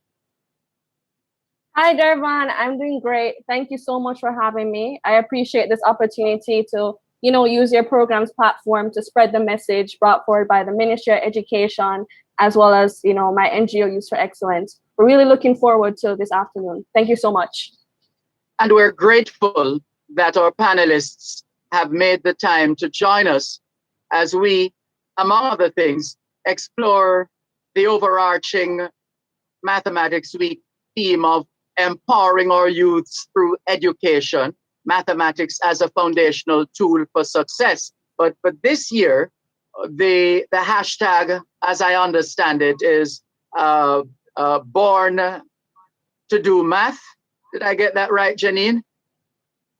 Yes, you did. Yes. And so we welcome our panelists this afternoon, distinguished panelists. And in fact, if we were to go through their bios in their entirety, time would run out and we wouldn't get to engage in the discussions we have to engage in. Suffice it to say that we'll give you as much as we can in terms of the introductions, starting with the National Mathematics Coordinator with the Ministry of Education, Youth and Information, Dr. Tamika Benjamin. Good afternoon, Dr. Benjamin. Good afternoon, Dervan. How are you? I am fine, thanks. And you? Great. Wonderful. Thank you so much. Good to be in your company. Our next panelist is a multi-award winning entrepreneur, international speaker, business coach, engineer, pilot, and a man of many talents and achievements. He's listed on the 2017 Black Power list, 2018 and 2017 Empower Financial Times list, and we could go on. Accolades to run the whole gamut. He chairs the Youth for Excellence Limited organization. He also serves as the Global Jamaica Diaspora Council representative for the Southern United Kingdom. He is a patron of the EY Foundation, Ernst & Young, and CEO of the Safety Box and Genex Solar. And that's not even the first paragraph yet. You get the picture. We're talking about Nathaniel Pete. Good afternoon to you. Dervan, good afternoon. Well, it's good night here in the UK, but big up Dervan. And I don't know why you introduced me like that. Does Nathaniel Pete is sufficient. And I'm here really to support young people. That's what it's about. So thank you very much. And it's a pleasure to be here with the other dignified panelists here. Thank you very much. For sure. And we thank as well a resilient entrepreneur who adopts much of his business savvy from a blend of philosophies from billionaires Warren Buffett, CEO Berkshire Hathaway, and mentor Michael Lee Chin, Chairman Portland Holdings. In his relentless pursuit of excellence, he lends his key knowledge of entrepreneurship, business, and finance to organizations both in the USA and Jamaica. The founder and CEO of Bloomahoe Capital Partners Incorporated, based in Miami, Florida. Mr. David Mullings, how are you? Mr. Mullings, are you there? Yes, I am here, Dervan. Thank you very much for having me, and excited to be a part of this panel, an important topic. Indeed, it's a pleasure to have you on board. Our next panelist is a comparative physiologist, Professor Ronald E. Young. And his bio could take days, except to say that he chairs the advisor board of the Natural History Museum of the Institute of Jamaica, the Science Advisory Committee of the UNESCO National Commission, and the board of CAMHP, the Caribbean Accreditation Authority for Education in Medicine and Other Health Professions. A real heavyweight in terms of his body of work. Welcome. What a pleasure and privilege Professor Young. How are you? I'm good, and it's a pleasure and a privilege for me, Malcolm, Dervan. Really, I mean, I am, if I'm a heavyweight, it's sinking me down. I'm a mathematician, but I am a committed scientist and educator, and I hope I can make some useful contributions to this very, very distinguished forum today. We have no doubt you will. Dr. Martin Baptiste, a Grenadian national, is currently an education specialist at the Caribbean Development Bank. Immediately before joining the CDB in 2008, he was the permanent secretary in the Ministry of Education in Grenada. And prior to that, he held the posts of Chief Education Officer and Senior Education Officer, Planning and Development. Dr. Martin Baptiste, welcome to you. How are you? I am fine, Mr. Malcolm. It's great to be here, and I'm pleased to be part of this panel to look at this very critical and timely topic. Thanks again. Pleasure to have you on board. Also on board, Creative Language-Based Learning Foundation Executive Director, Mandy Melville. Good afternoon, Mandy Melville. How are you? Good afternoon, Dervan. Thank you very much for having us here today. It's an honor and a pleasure to share what we're trying to do with the teachers in Jamaica. Thank you. Pleasure to... Hi, Dervan, your mic just went out. I'm sorry about that. I'm not sure why someone would be calling me while I'm on air and live, but such is the nature of the technology. Mary McDonald is Creative Language-Based Learning Foundation lead educational consultant. She has worked in education for 20 years with a background in communication and linguistics from McGill University. She moved to London, England, where she began working at Lindamood Bell, drawn by the focus on the processes of learning. And we could go on, but we'll leave it there for now. Welcome, Mary McDonald. How are you? Very well, thank you, Dervan. And I'm very honored to be among such a distinguished panel. I feel a little bit of an imposter, but I hope I can add to the conversation. Thank you. You belong, and we welcome you warmly. We are going to be having the fielding of questions online, facilitated by Sophia Steele, a sophomore studying in the School of Public Policy and International Affairs at Princeton University. Hello, Sophia. How are you? Hello, I'm doing good. Thank you for having me today. Great. Pleasure to have you on board. Now, I'm going to yield for the moment to Janine Shepherd. I'm here. Thank you for that. Okay, there you are. Right. So the purpose of this afternoon. Right. So wanted to give you the opportunity. Right. So the purpose of this. Sorry. Go ahead, Janine. Thank you, Dervan, by the way, is to really delve into National Math Week, which, was extended. It was from last week, which was from March 28th to April 1st. But Youth for Excellence, in collaboration with the Ministry of Education, decided, why stop the fun last week, right? Let's continue it this week, because math is so important for the development of our nation and the development of the Caribbean region.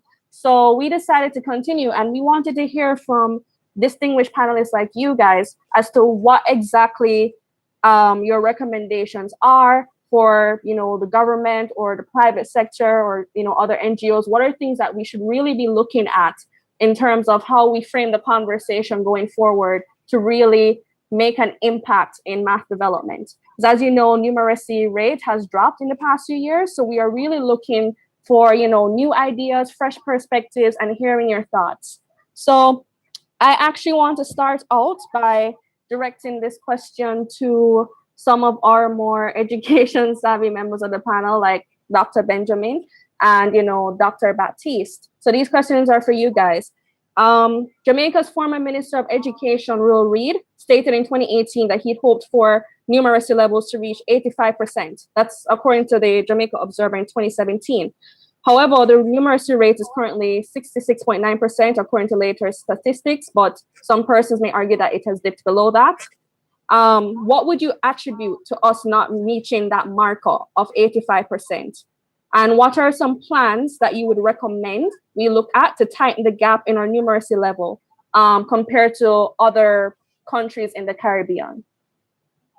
So whichever one wants to go first, whether Dr. Benjamin or Dr. Baptiste. Okay, thank you again, Janine. I'm not sure what your source for the data was. I just want to make one slight correction because the last numeracy assessment we had was administered in 2019, and we actually were at 74%. But we do know that with the pandemic, we really don't right now have a sense of where our students are. And so we continue to work on the ground as much as we can. There are a number of factors that are contributing to the low levels. I mean, that still is below the target, which would have been set by the then minister. And they cross a number of issues. They have to deal with our teachers' own, there's what I call a cycle of underperformance. You know, our system, the teachers from our system come from our schools. And if they don't have the strong content knowledge and their own confidence to handle the content, they're going to engage students in a way that will perpetuate those gaps, perpetuate even the fears on a number of our teachers who don't have that confidence into the classroom with their own reservations, and that fear for the subject is actually passed from teacher to student. So it really, for me, boils down to really strengthening the competencies of our teachers, particularly, but not restricted to those who work at our early childhood and our primary levels, making sure that they have a strong handle of the content and that they have the confidence to engage students, not via the lecture, follow these steps, methodologies, but in a way that allows them to explore the concepts. They need to be able to engage them in a way that infuses enjoyment into the learning experience, because another part of the issue for us locally is that there's a culture that's very negative towards mathematics. I agree. You see, I mean, almost everybody who engages me when it comes to math, if they're not an educator and they're not a mathematician, has some sort of a negative remark to make about it. They too speak of the negative experiences that they've had, and that's a big part of what we have to be doing now, to change that conversation, which is part of why we use a theme. You're listening there to Jamaica's National Mathematics Coordinator in the Ministry of Education, Youth and Information, Dr. Tamika Benjamin, addressing this extension of National Mathematics Week forum. There is more after the break.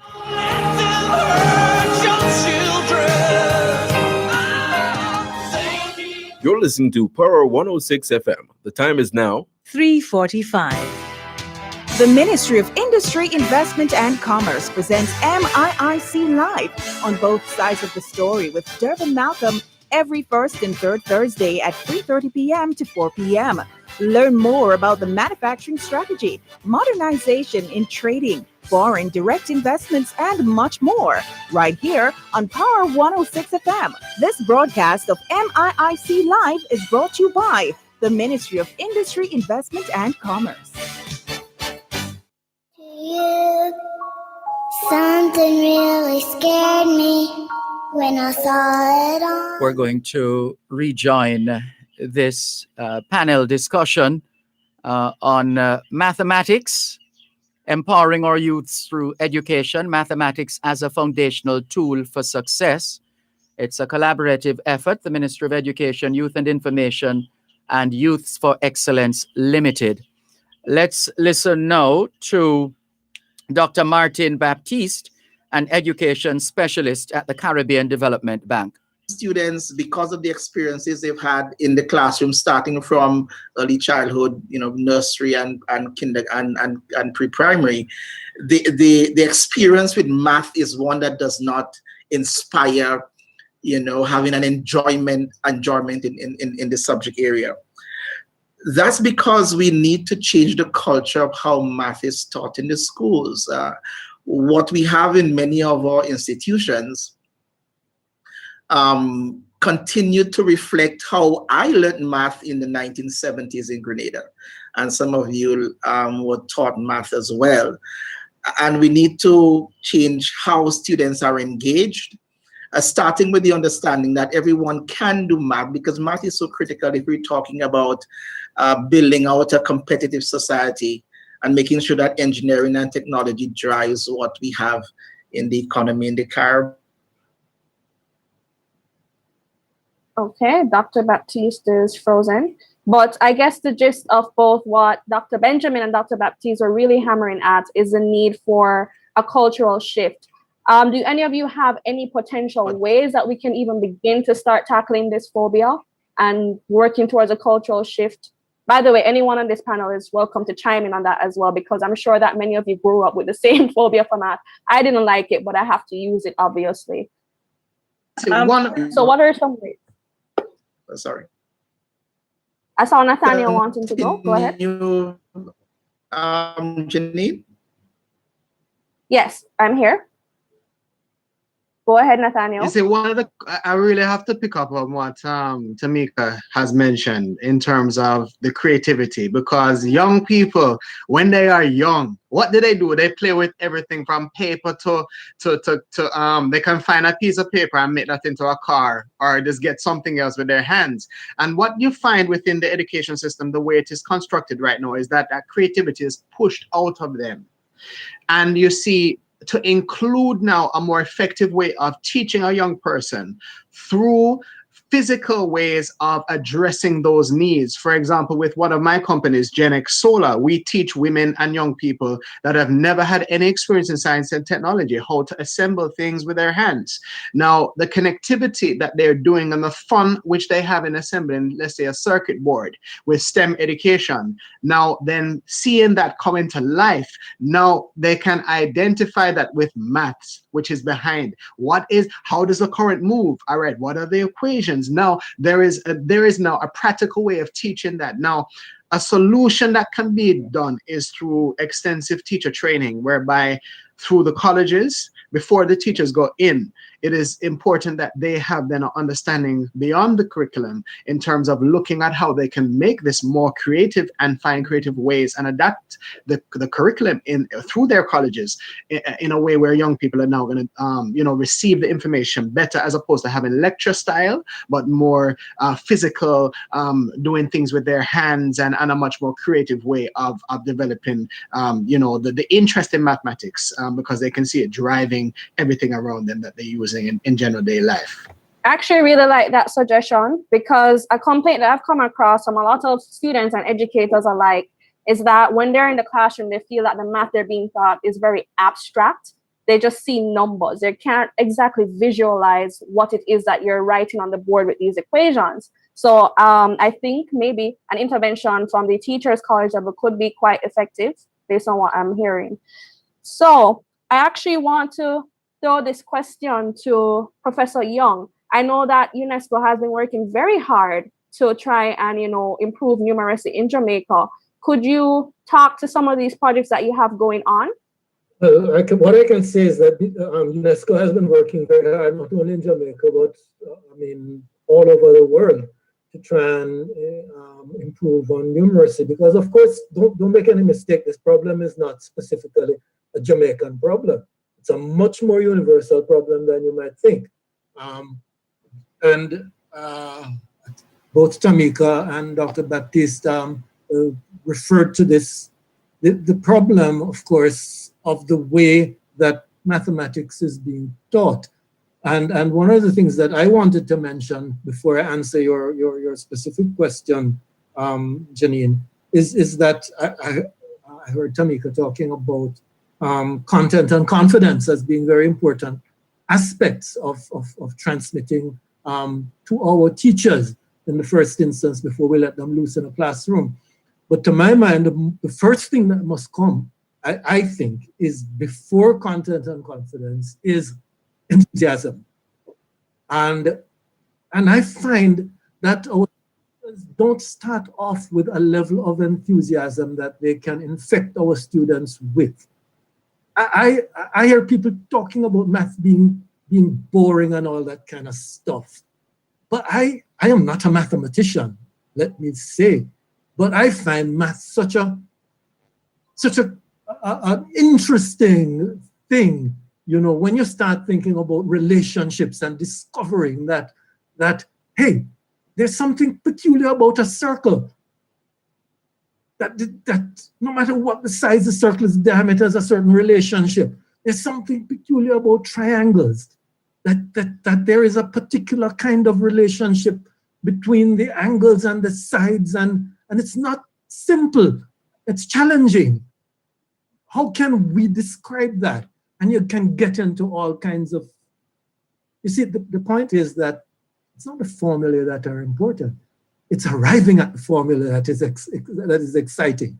But we teach math to remember a whole bunch of formulae, not to discover the formulae, which is the exciting part of it.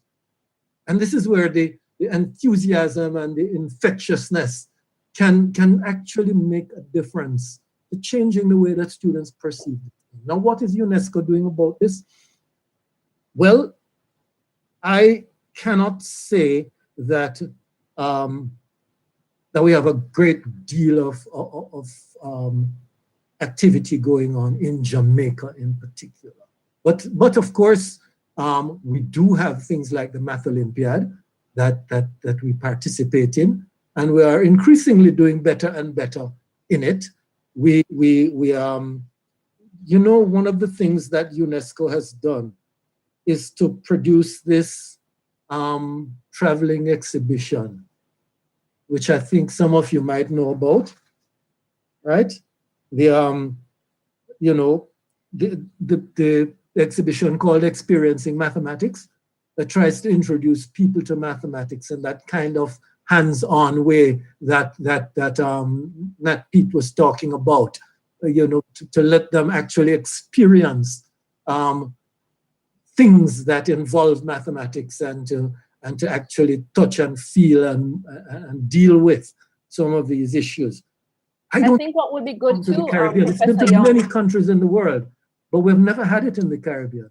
Professor Young, on the point where you mentioned with experienced mathematics, I think a lot of Jamaicans would do very good with that program. So I think, you know, obviously as a young person, I would have loved to be a part of that. So I feel that, you know, pushing that more, especially in the Jamaican landscape, could help a lot, because I don't think any young person know about that. If we could get them to bring that to the, it's not, I don't think it's ever been to any of the Latin American or Caribbean countries. And if we could convince them to bring that here and do a Caribbean sweep, I think that would be wonderful. Is that an action item I hear? I love it. So thank you so much, Professor Young, for that. And I actually want to take this over to, I'm going to pit the men and the women on this panel against each other now a little bit. But as you know, there seems to be a gap in numeracy levels between boys and girls, where obviously women have a higher numeracy rate in Jamaica. So I want to actually take this to Dr. Benjamin, Dr. Baptiste, and I want to rope in David Mullins into this one, because growing up as a young man, how exactly did you find math? And, you know, if you were a young man who felt demotivated in the classroom, how would you have recommended that people try to motivate you to fall in love with math? Well, I don't have to say much for you to fall in love, because obviously what you do, you love math, but let's just say. Well, I was going to say, you're picking on the wrong person. I was never demotivated. I didn't have an issue with math. And I want to point out, I'm speaking from the parent side, right? I have 3 kids under the age of 10. And the most important thing is that my parents were involved in my schooling. They're involved in my homework. And because I had a doctor, a medical doctor and a nurse, they cared about the sciences and math. That was something they were comfortable with. So while my wife is an art teacher, so she doesn't really deal with the math stuff for the kids, I step in and help with the math. But I like the point earlier about the fact that we need to rethink the way that we teach math in schools in the Caribbean, in Jamaica in particular.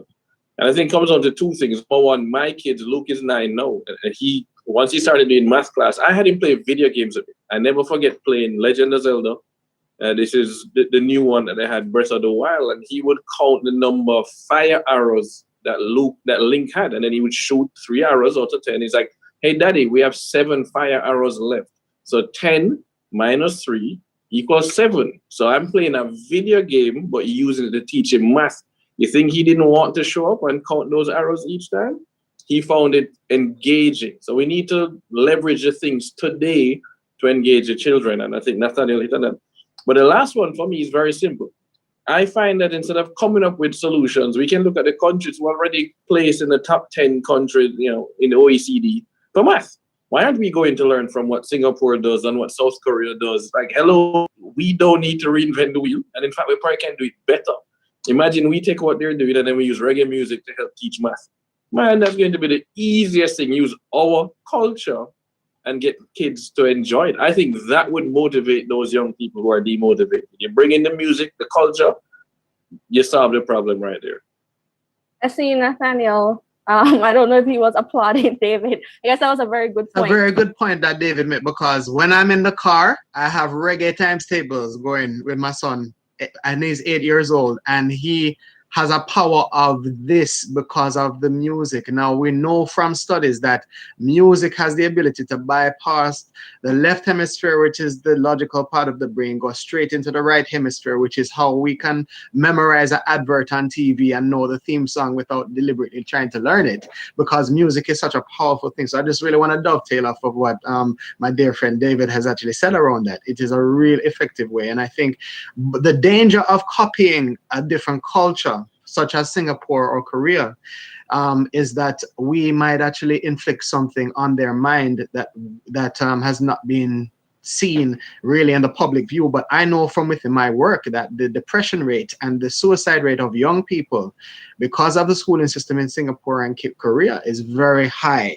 And that could be because of the pressure which they are under in terms of how rigorous the education is. And so therefore, I think it's very critical that if we're going to borrow any best practices, that we make it culturally specifically tailored directly to the people that are in that demographic. So it has to be culturally focused in order to leave. Listening there to Nathaniel Pete, he is the Jamaica Diaspora, the Global Jamaica Diaspora Council representative for the Southern United Kingdom, patron of the EY Foundation, CEO of the Safety Box and Genex Solar, as well as a member of the board of, in fact, he chairs the board of Youths for Excellence, Nathaniel Pete. Ending that segment as we continue our coverage and engagement in this Math Week, the continuation of Math Week activities, empowering our youths through education, mathematics as a foundational tool for success. Please tell me what to do. At Wellington Dental, they offer cleaning, filling, whitening, and other services for the entire family. The time by Wellington Dental is 4 o'clock. Healthcare workers are working very hard to ensure lives are saved and people recover quickly from COVID-19. But their work is becoming harder because you're not wearing your mask, washing your hands with soap and water, or using hand sanitizer, and you are not maintaining physical distance. Let's limit the need for hospital beds and ventilators. Do the right thing. Cover your nose and mouth with a mask. Practice good hand hygiene and maintain a physical distance of 6 feet between you and others. COVID-19 is not over. Protect yourself while protecting others. A message from the Ministry of Health and Wellness.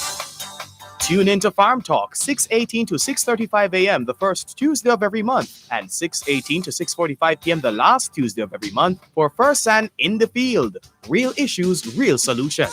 Join the Newport First San team in the field as they identify problems and tell you how to address them. First San in the Field, Real Issues, Real Solutions is brought to you by Newport First San Jamaica Limited, the first on the land.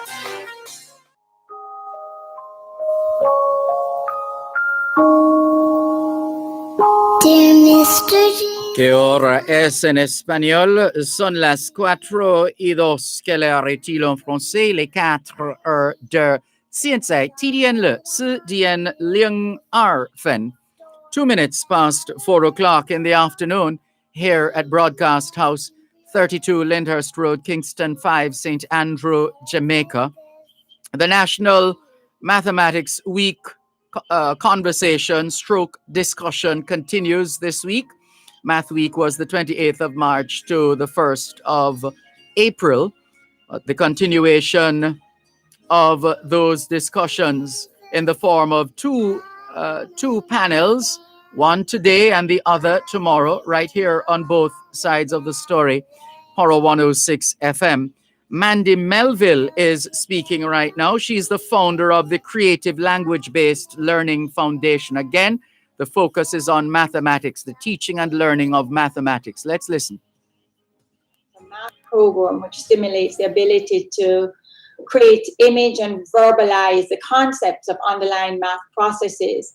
And then through learning all these different programs, the goal for the foundation was to now train teachers in these methodologies where they can then work with the students and deliver math in a different way. And this is where I'd ask Mary, who's the expert on it. Mary's been involved since the onset, when we started the whole program in 2017. So Mary can explain more about the specific program that we use. Thank you. I was actually laughing, I think, when Nathaniel Pete had asked me what I was thinking, because I was thinking the time that I was really inspired about maths was when I was looking at an Ernst & Young event in London, and Dr. Steve Chin was speaking about mathematics. And a lot of what we did at Lindemood Bell in the On Cloud 9 program that Mandy was talking about was work on developing a thinking for math. And I love what people were referencing about how people tend to compartmentalize math, or they see it as existing in a silo that somehow isn't part of everyday life. And it absolutely is. Every moment we exist, we are somehow thinking with numbers, but we're not always conscious of it. And I think there's something around the age of 6 or 7, people start to self-label as being bad at math. And you'll regularly have friends in your acquaintance who will say, oh, I'm terrible with numbers, which they would never do about reading. So there's a very huge cultural way that we view numbers and how we relate to them that is definitely not unique to Jamaica. But you see it within the classroom, and teachers tend to be the ones we work with when we work in the programs with. They are like, oh, I'm not really very good with maths, or I'm not very good with numbers either. So they have that same attitude themselves. When we work with them about how do you think about quantity and how you represent that quantity with a symbol, or how you use words to describe what's happening. What we want them to do is see math as this interconnected body of knowledge, that's playful. And you can use manipulatives to help to make it concrete, to deposit that imagery. There's not a formula that you have to memorize, and that there's a judgment about whether you get that formula right or wrong. So a lot of it is really about connecting all these different strands that everybody's been talking about. How do we move away from this anxiety about numbers, and how do we see numbers as being separate, stop seeing numbers as being separate from everything else that we're doing? So it's interesting. We definitely see it among the teachers that we work with, though, who will be approaching quite simple number operations, but with that same place of fear that they might see with their students as well. So actually, Mary, I want you to touch more specifically on the technique that, your foundation has been using. When I spoke with Mandy, she made me understand that you tie in both the literacy and the numeracy. Could you elaborate on that a little bit for me? Absolutely. I mean, think about when you're doing a number operation, you have an integration of language. We might say 3 and have that word 3, but 3 also is a quantity. And so we want people, when we hear the word 3, to be very quickly and automatically retrieving an image of what that word represents, and then also the symbol that goes alongside it. That we teach teachers these 2 different programs, one that develops this type of static symbol, right? How the numeral looks like the 3, and that develops a kind of concept imagery. So we can picture 3 different objects, or see how 3 relates to 2 or 4 on a number line. We want to make that imagery really explicit and strong. So we begin with manipulative, so people experience that concrete realness of math, but then we start to also explicitly make that imagery for them so that that once the manipulatives are gone, it isn't gone. They've created and held on to that way of visualizing numbers. And because it's so developmental, we really do want to make sure that there's this interconnectedness that goes on, that you can take numbers apart and put them together again, and you understand how those operations work alongside each other. So that's the program that we teach teachers in, is really about developing an imagery for how numbers look and for what numbers mean. I think that's a very good add-on to the point that, Dr. Benjamin and Dr. Baptiste made earlier regarding how math is taught and the whole abstract sense of it that seems to be amongst our schools. So I think the technique that you are using could be very useful if it's, implemented across the island, and, support is given for that. Hint, hint, panelists. So yeah, that's a really good thing. But what I want to draw this conversation back to now is for the private sector persons on this panel. So I'm looking at you, Nathaniel. I'm looking at you, David, here when I say this. But in terms of what's happening, the whole point of an education system is to prepare students to seamlessly integrate into the workforce, right? So then, how exactly would you recommend the government strive to, prepare a workforce that is better suited for you? David, you have like a private equity firm out in Florida. Nathaniel, you do a whole bunch of things with your businesses, like so many, I can't even keep count. But, do you feel that persons trying to join the workforce, are they prepared for the more technical competencies that you require in your candidates? And, personally, as a business owner, how are you supporting their development if you are? Well, I probably can pick this up from one of my social enterprises, the Safety Box, because we work with a number of young people that have neurodiverse issues in terms of the brain, so dyspraxia, dyslexia, and other such things around SEN, special education needs, who oftentimes end up in the criminal justice sector or are failed by the school because the school doesn't have the right type of interventions to help them navigate through the education system. And there's critical things just in terms of the basics, because schools don't teach you how to budget. The schools don't teach you how to compound wealth. The schools don't teach you about tax. The schools don't teach you about how to save money. And these are basic things that if we begin to integrate this into practical life, then the poverty line then will start to rise, because they understand that when they have a certain amount of dollars, if they compound the wealth over a period of time, what they can do in terms of elevating from a position, teaching them about saving. These are practical things that a young person can actually do within a school system that will help them. Then in addition to that, there is a number of issues that there is a gap. I'm living in the UK, right? So there's a lot of research which has been done around when somebody graduates from college or gets through university, that they lack the social skills to integrate into a firm's way of thinking. And so this is now important, because if we're teaching in a way that does not involve a social type of output, then it means they are just focused on that education. 1 + 1 = 2, and they're lacking the human side, right? And this is where within school, if we begin to have more practical life skill type of exercises, as well as integrating now the right types of interventions for things like dyslexia and dyspraxia, to show them different ways of how they can calculate things using, let's say, electronic or digital mediums as opposed to pens and paper, to address things of behavior, and then other things that are going to assist them then in terms of human interaction. I think that these things and these components will really help them to integrate them better into companies, because they're able to work better with people, as well as having the practical ways of survival through using mathematics as a foundation, through these practical ways of like, how do you save, and budgeting and taxation and so forth. I think those things would really help young people, definitely. Thank you so much, Nathaniel. I'm going to pass the same question over to David. No problem. So I want to pick up on something that was important for me that Nathaniel said, and that's the soft skills. That's what we call it. I think we need a different word for that, because they're really more important than just being called soft skills.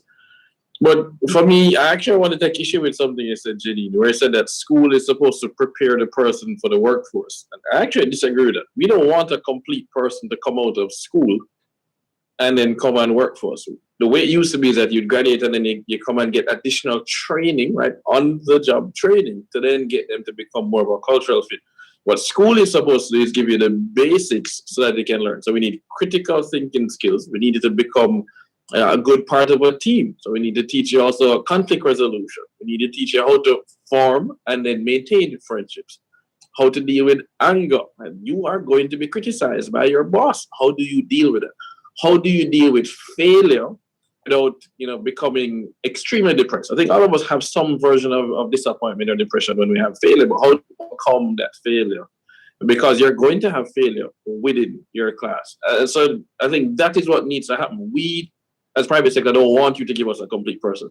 And the last one I want to bring up, and Nathaniel brought it up again, we talk about what are we teaching them in school. Obviously, financial literacy, I think, is just crucial. We need to have that in there. And it's not just balancing a checkbook. But most importantly for me, is data literacy. Right? Back in the day, we wanted to talk about numeracy and so on. And then we had computer literacy was required for the third industrial revolution. Well, we are now in 4IR. It's now the fourth industrial revolution.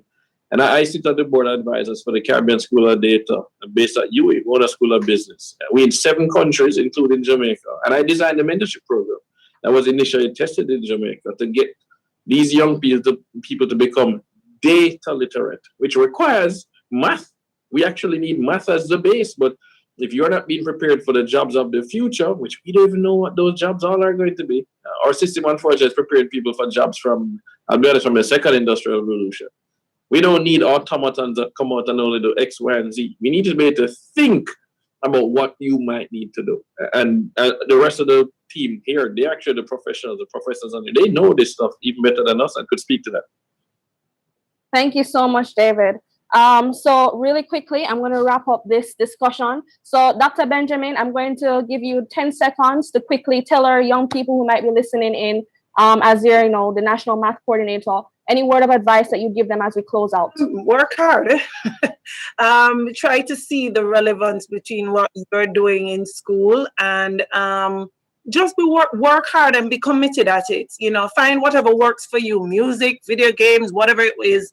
There are so many resources out there, far more than when I was in school, available that will suit a variety of learning styles. And so it's really finding what works for you and working hard at it. I didn't start off well either, but I had parents who supported me, and so I would also want to stick that in. Parents have a big part to play in the process as well. Just changing that dialogue, setting a standard and an expectation, and providing the support. Even if you can't do it, my father couldn't help me, but he made sure I had the support I needed. So work hard, and parents step in and provide the support that your children will need. Dr. Tamika Benjamin, the National Mathematics Coordinator in the Ministry of Education, Youth and Information, wrapping our coverage of day 1 of 2 panel discussions on the teaching and learning of mathematics, all a part of extension of Mathematics Week.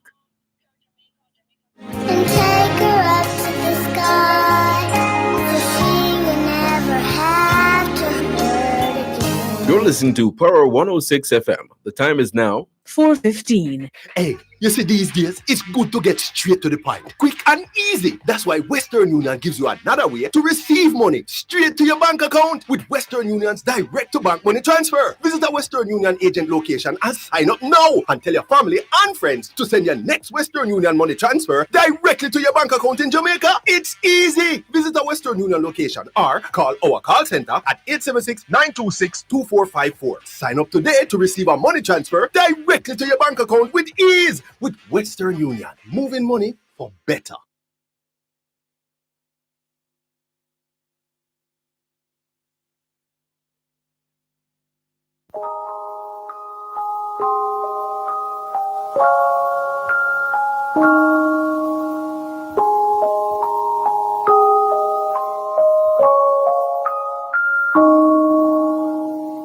Dear Mr. Jesus, I just had to write to you. Something really scared me when I saw it on the news. A story about a little girl beaten black and blue. Jesus, thought I'd take this right to you.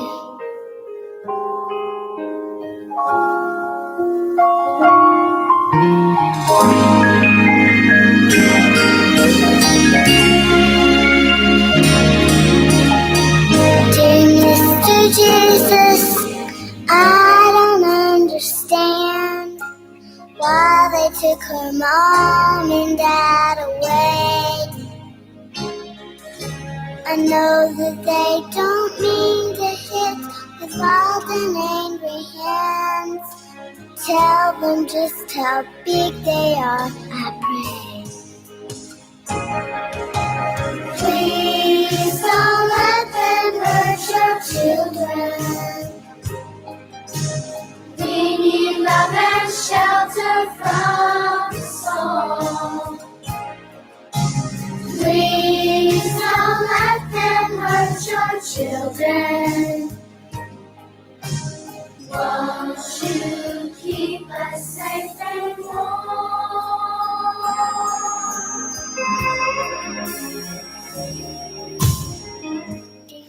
¿Qué hora es en español? Son las 4:18. Quelle heure est-il en français?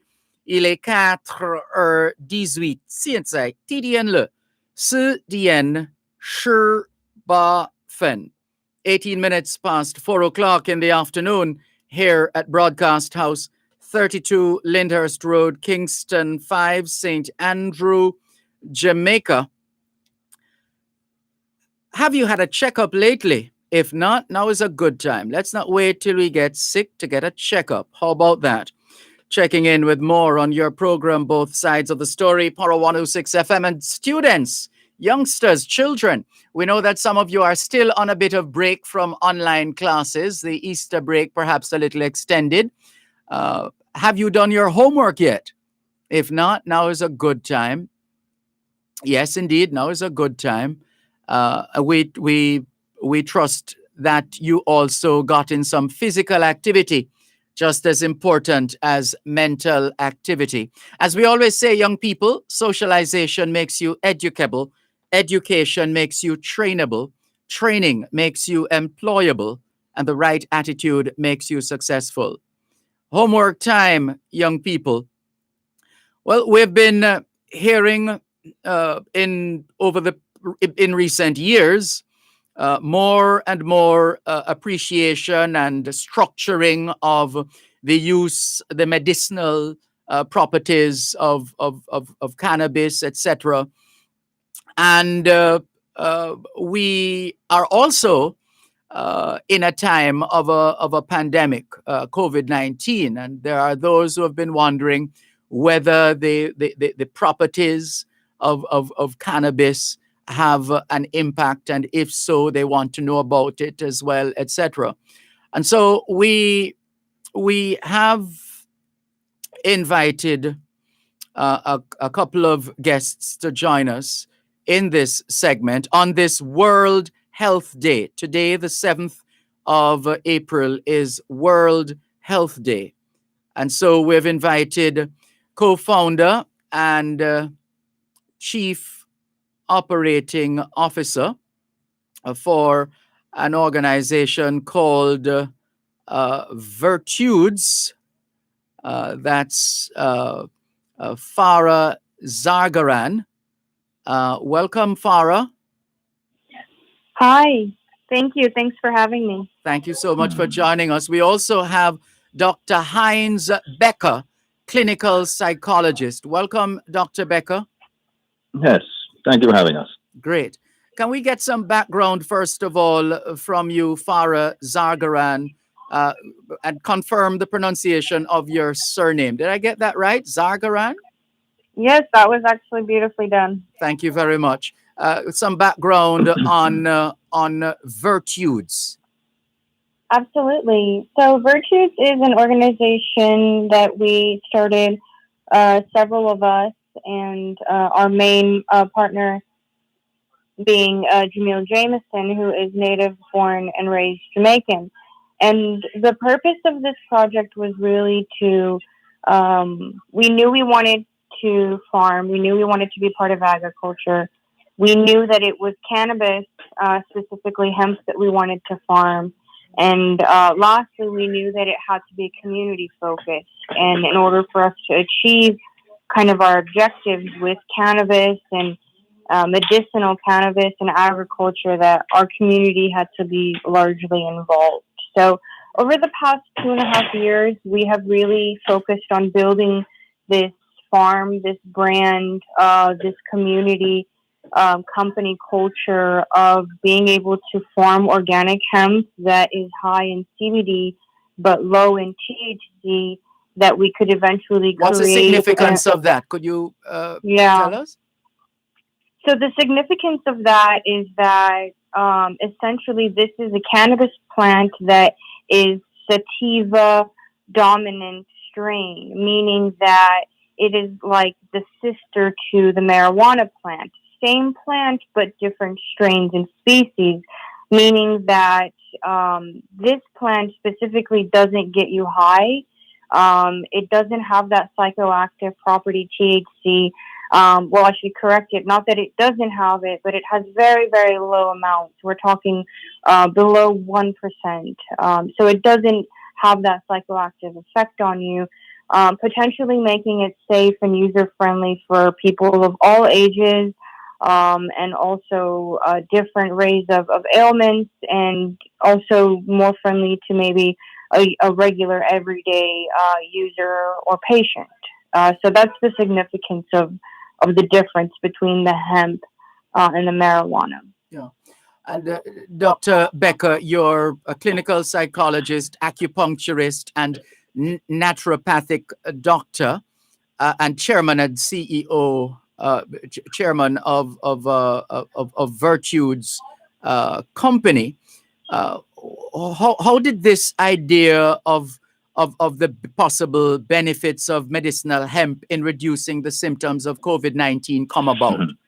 Well, I'm a partner of Virtues, right? But I have my own group of companies, which are the Optimal Health Group, and one of them, Jamaican High Quality CBD in Jamaica. We also have another company that is Canalab, that's the processing company. So we process for Virtues to turn their hemp into CBD. And as you mentioned a while ago, as Farah just mentioned, there are two main cannabinoids that we talk about nowadays. Of course, there are hundreds of others, but the most important ones are CBD and THC. THC is the one that makes you high, but THC also has medical properties in that it's a very effective pain reliever, muscle relaxant, and neuroprotective agent and anti-inflammatory and so on.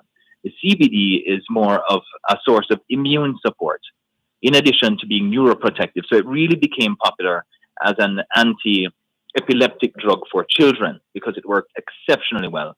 It also became very clear that the immunosupportive properties of CBD were being successfully used to treat a variety of different cancers. Now, in the last few decades, primarily research done in Israel has indicated to us, I mean, there are think tanks in Israel also working close with Harvard University that have brought a lot of information to us, specifically relating to coronaviruses from SARS started, which was much more deadly in a way than COVID. Yes. And the research definitively shows, and this is not some research done by somebody somewhere. Now, these are think tanks like Harvard University, like the Hebrew University of Jerusalem, which has, I mean, almost a dozen Nobel laureates, including Albert Einstein, when he was alive on faculty. So this is a very, very powerful think tank. They have definitively shown that CBD inhibits viral cell entry and spread, right, by way of, ACE2 receptors and so on. So essentially, it protects people very effectively against catching COVID. And if they catch it, it reduces the length of the viral stage. So people get better very, very quickly. It also has the research has definitively shown that should people develop very serious complications, which are what are called cytokine storms or acute respiratory distress syndrome and so on, right? If people have very serious respiratory problems, the CBD in particular is extremely effective at helping people to recover again very, very quickly from this almost autoimmune syndrome. So CBD is very effective in proven to do so. It's not some secret thing that people need to wonder about. The research has been around for decades and is very, very easily accessible. You can always contact, me, my websites are JamaicanHerxpolist.com or Dr. Heinz Becker, DOCTOR. And all of our products are available at 26 Lady Musgrave and also online on our website. But again, this is something that is, I think, revolutionary. We need to be using CBD. We are in Jamaica, the land of ganja and marijuana and now hemp, thanks to companies like Virtues. We need to be using it as a culture. A lot of my products have to be exported, to be re-imported back into Jamaica because of our government responding so slowly to the market. So anyway, back to you again. Yeah, but is there, did you mention clinical trials? Have there been clinical trials? There have been more clinical trials than I can talk about right now. So again, this information has been around for decades. It's not really new. We know I it see works. what you mean. Yeah, we know it works. It's just that, of course, for political reasons, people choose to function more on certain things rather than others, I guess. Got you. But this is something that also is a Jamaican product. We're importing drugs and medicines from around the world. And yet on our doorstep, we have fantastic companies like Virtues that are producing excellent quality CBD. That should be our first thing that we turn to. Like I said, our products are widely available and are being manufactured with the help of companies like Virtues that produce high quality flour, something I had to import in the past. And Farah Zagaran, give us a sense of whether you have managed to share this information with the local authorities here to get a sense of how keen they would be on making the necessary decisions that would facilitate your going forward with this. Absolutely. I think that based on kind of what's happened with COVID, we see that they are a lot more receptive. They're willing to have these conversations. They're actively looking to make sure that their boards and their lead administrators are there active and becoming more responsive so that we can actively try to build this industry and not get left behind, especially since now we see so important how agriculture is, how healthcare is, our own health, taking our health into our own hands, educating ourselves, not waiting to kind of be told or not waiting until we're sick to do something about it. And it's been good. The response has been good. I think COVID-19 has been eye-opening for everybody from the very top to the bottom. COVID really didn't have anyone that it targeted. You could be healthy or you could have a lot of comorbidities. It really just depended. So everyone's now taking their health serious. The government, from both an economic standpoint, from a global health standpoint, from a humanitarian standpoint, I think is really looking at alternatives as well. One moment, please. We're definitely going to have to come back to this discussion another time. We have another feature coming up, but hang on. Let's take the break and come back and give you both an opportunity to wrap.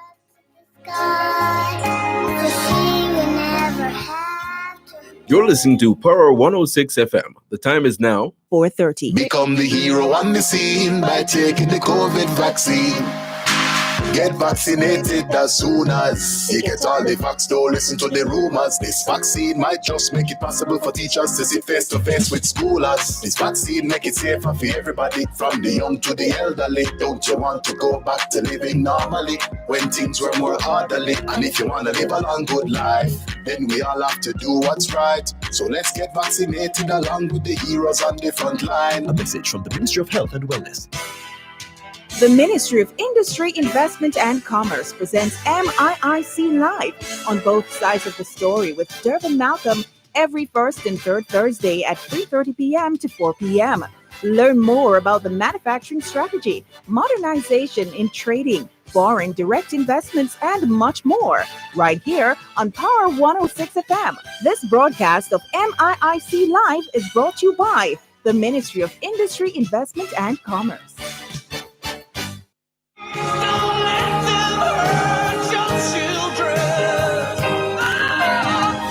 ¿Qué hora es en español? Son las 5:28. Quelle heure est-il en français? Les 5:28. Tiensai TDN le Wu Dien Cha Arshur Ba Fen. 28 minutes to 5 o'clock in the afternoon here at Broadcast House, 32 Lyndhurst Road, Kingston 5, St. Andrew, Jamaica.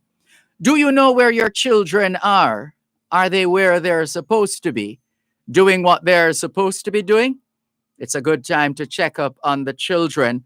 A good time for us to wrap our discussion and get ready for this week's edition of Diaspora Check-In. But first, for the record, I think I had my wires crossed earlier on. So the chairman and CEO of Virtudes Company is Jamil Jameson.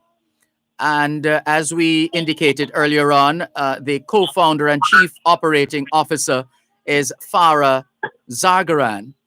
And we also heard from Dr. Heinz Becker. Yes, he's a partner in Virtudes Company, but he's also a clinical psychologist, acupuncturist, and naturopathic doctor.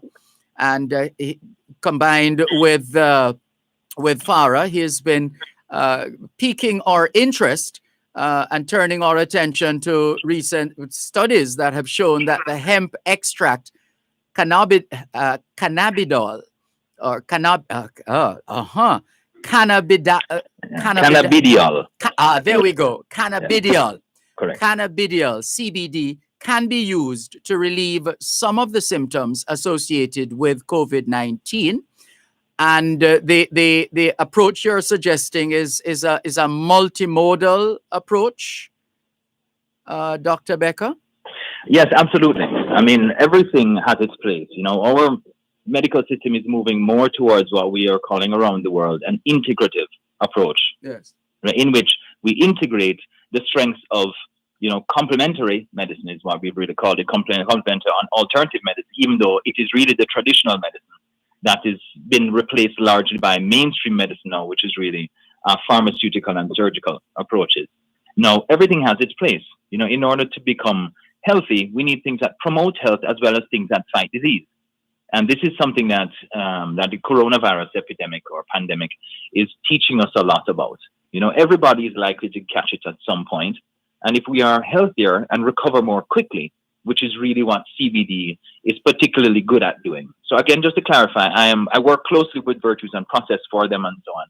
I'm not a partner in their company, but we are, you know, they're a fantastic company and I work very closely with them. I am CEO of the Optimal Health Group, which is again processing, you know, manufacturing herbal products as well as my own medical practice. Yeah. But the CBD has really demonstrated itself and to be an invaluable ally in the whole coronavirus epidemic or pandemic. It's something that has helped and has been shown clearly proven and supported by abundant literature to reduce the likelihood of infection to begin with, right? So it reduces viral entry and spread. So it helps to shorten the viral stage. It prevents us from getting sick. And if we do get sick and, you know, progress to the more dangerous ARDS and so on stages, it will help people to recover much, much more quickly from that also. So it saves lives and prevents infection and prevents people from getting sick. So it's something, again, that is incredibly useful. And here we have now, thanks to companies like Virtues, excellent quality hemp being manufactured or hemp being cultivated, grown, which we process with our company, Canna Labs, into CBD for them. So what coming back to you to wrap and give us details for those who would like to get in touch and learn more.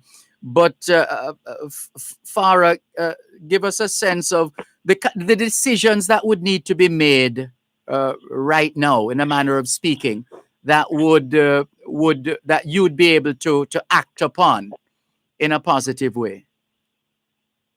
Right. So we would just need to be able to freely process, manufacture, export, and be able to deal as a business with this product and have a more clear pathway to get these into shops, into stores for people to build their brands, and essentially be open to doing business both locally and globally around the world. So that requires things like banking and export and proper infrastructure.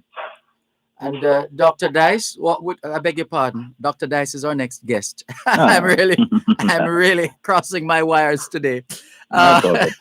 Dr. Becker, for what kind of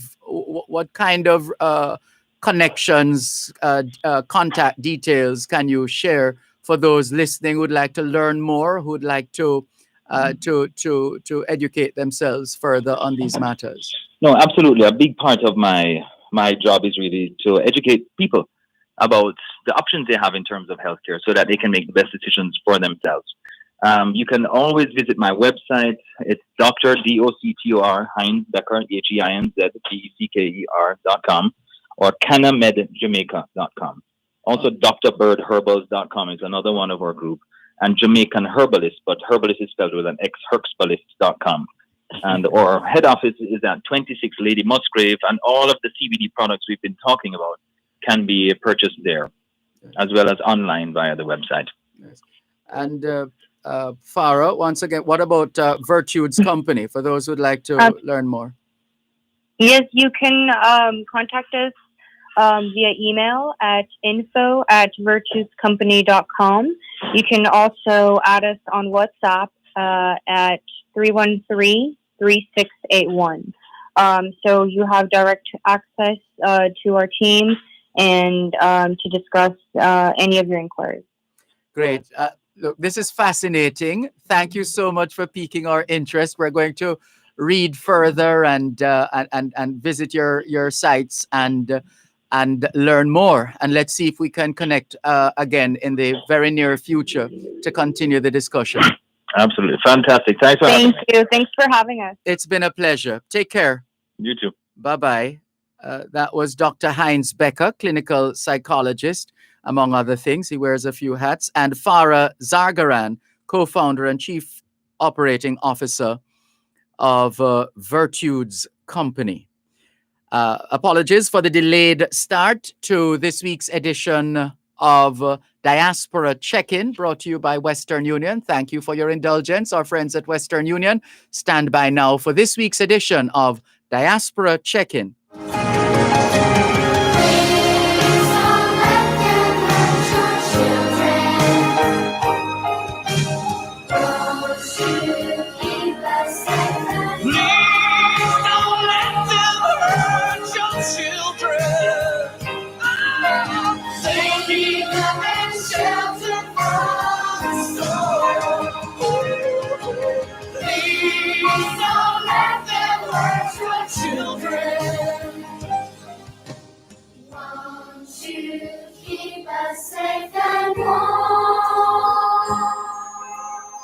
Diaspora Check-In during both sides of the story is brought to you by GK Western Union. Receive money directly into your bank account today.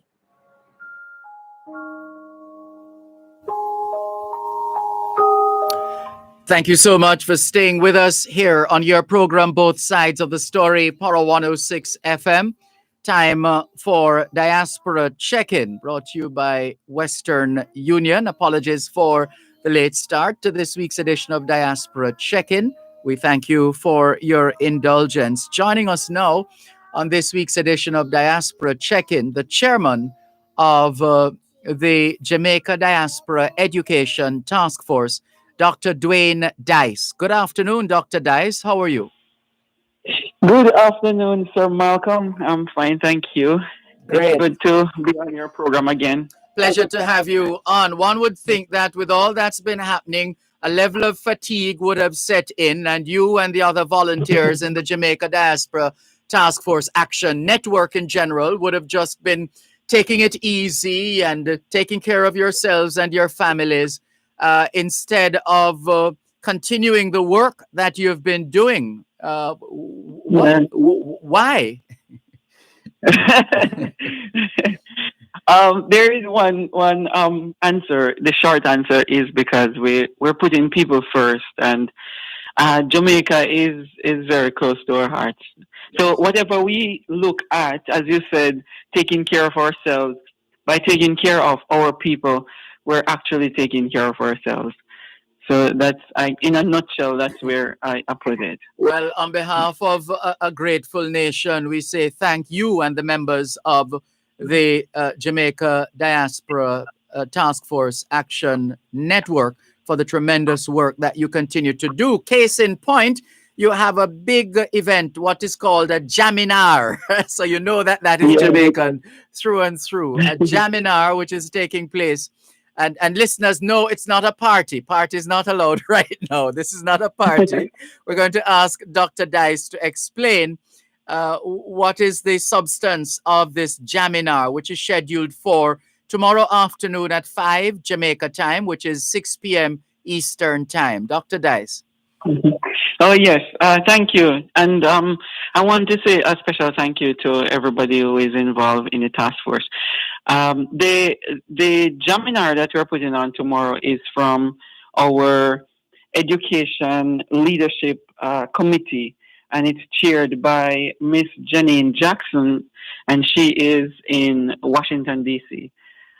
She collaborated with Mrs. Rattigan from Jamaica, Nordia K. Rattigan, to put on the Jaminar. And it is the focus of it is to look at the school improvement plans, because from our collaboration and the conversations we have had with quite a few middle managers and principals and senior teachers, we found out that they're having a bit of a trouble writing these plans close to the end of the year. So we decided in the Education Leadership Committee to put on some training, some help for them so that they can be well equipped to write the plan. And tomorrow is actually the first part. There's a 3-part series to it. So tomorrow is sort of like an introduction, and it's called the School Improvement Plan. And the first part for tomorrow, as I said, is to how to conduct a school self-assessment. What data are you going to focus on within the school community? Data gathering and the analysis of that data. You know, this And is then- excellent, and your timing is impeccable. There's no time like the present to do this kind of school self-evaluation. We want to hear more, but we need to take a break. One moment, please, listeners. You're listening to this week's edition of Diaspora Check-In with Dr. Dwayne Dice, who chairs the Jamaica Diaspora Education Task Force.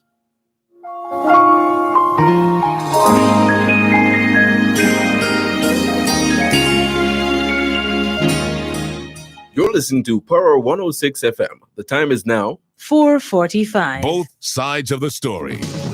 Tune in this and every Tuesday at 3:30 p.m. for Kids Connect during Both Sides of the Story with host Dervan Malcolm to join in a series of discussions on building a strong relationship with your child. We invite children to call in and voice their concerns. This broadcast is brought to you by the Child Protection and Family Services Agency, CPFSA, Every Child Deserves Protection, Margins Pharmacy, and Community Meds Pharmacy. That's a live broadcast of Kids Connect during Both Sides of the Story with host Dervan Malcolm at 3:30 p.m. this and every Tuesday, right here on Power 106 FM. Sides of the story.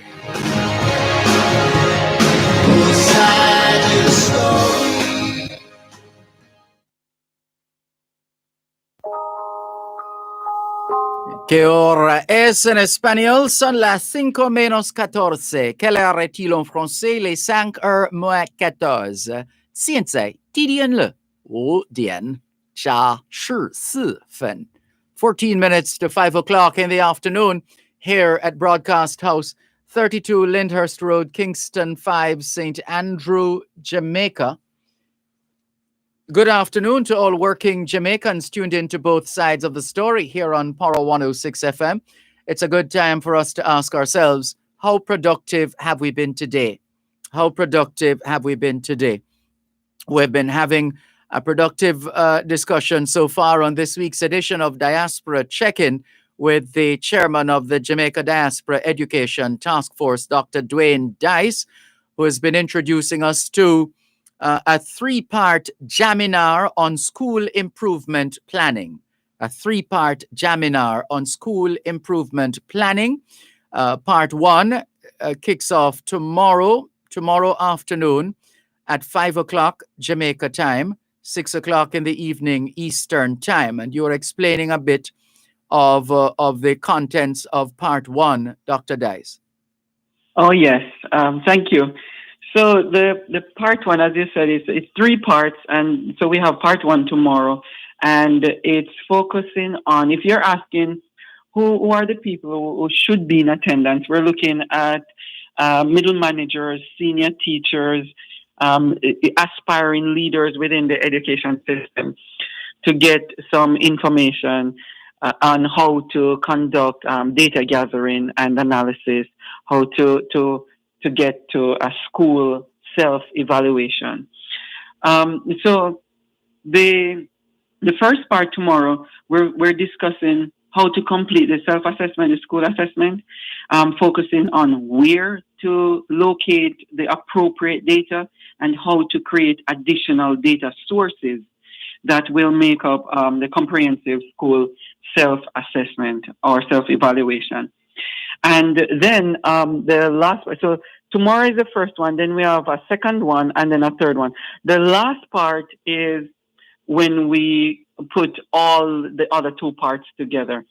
And that part will focus on creating an actionable and manageable school improvement plan.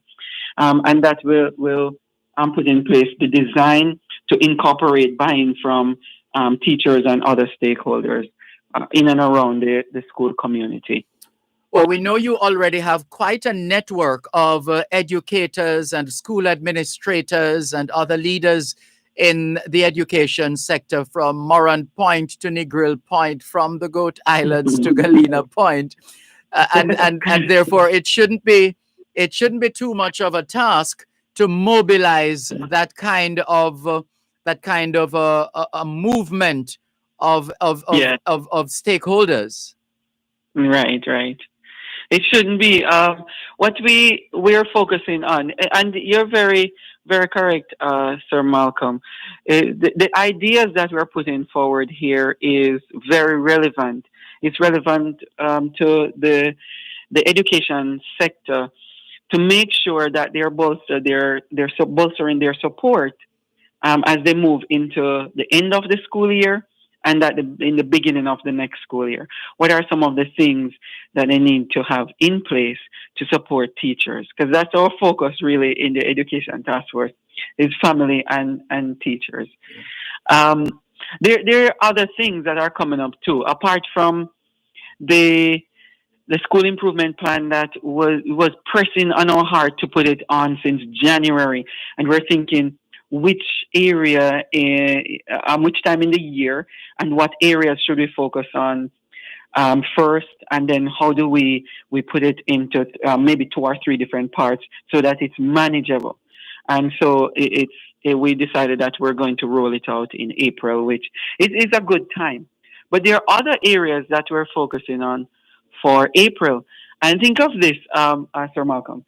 In April, every Sunday, we have, apart from tomorrow night for this Jaminar, every Sunday we have Jaminars as well. So for Sunday, we have a Jaminar on mindfulness. So those are some of the areas that we think that we should target. People mindfulness, a Jaminar focusing on techniques, how to deal with the practice of mindfulness in the classroom, whether they're online or in person. The other one on the following Sunday, the 18th, we have another Jaminar on differentiated teaching, teaching students with exceptional achievements. You're looking at high achievers and gifted and talented students. They might not be labeled as such, but they are very, very competent. So in those days when people used to say, oh, the boy bright or the girl bright, you know, what does bright mean? We're focusing on the giftedness of the students. And then we have another one which we called connecting with students in the middle of the pandemic. Mm-hmm. And so that will kind of just wind us down for April.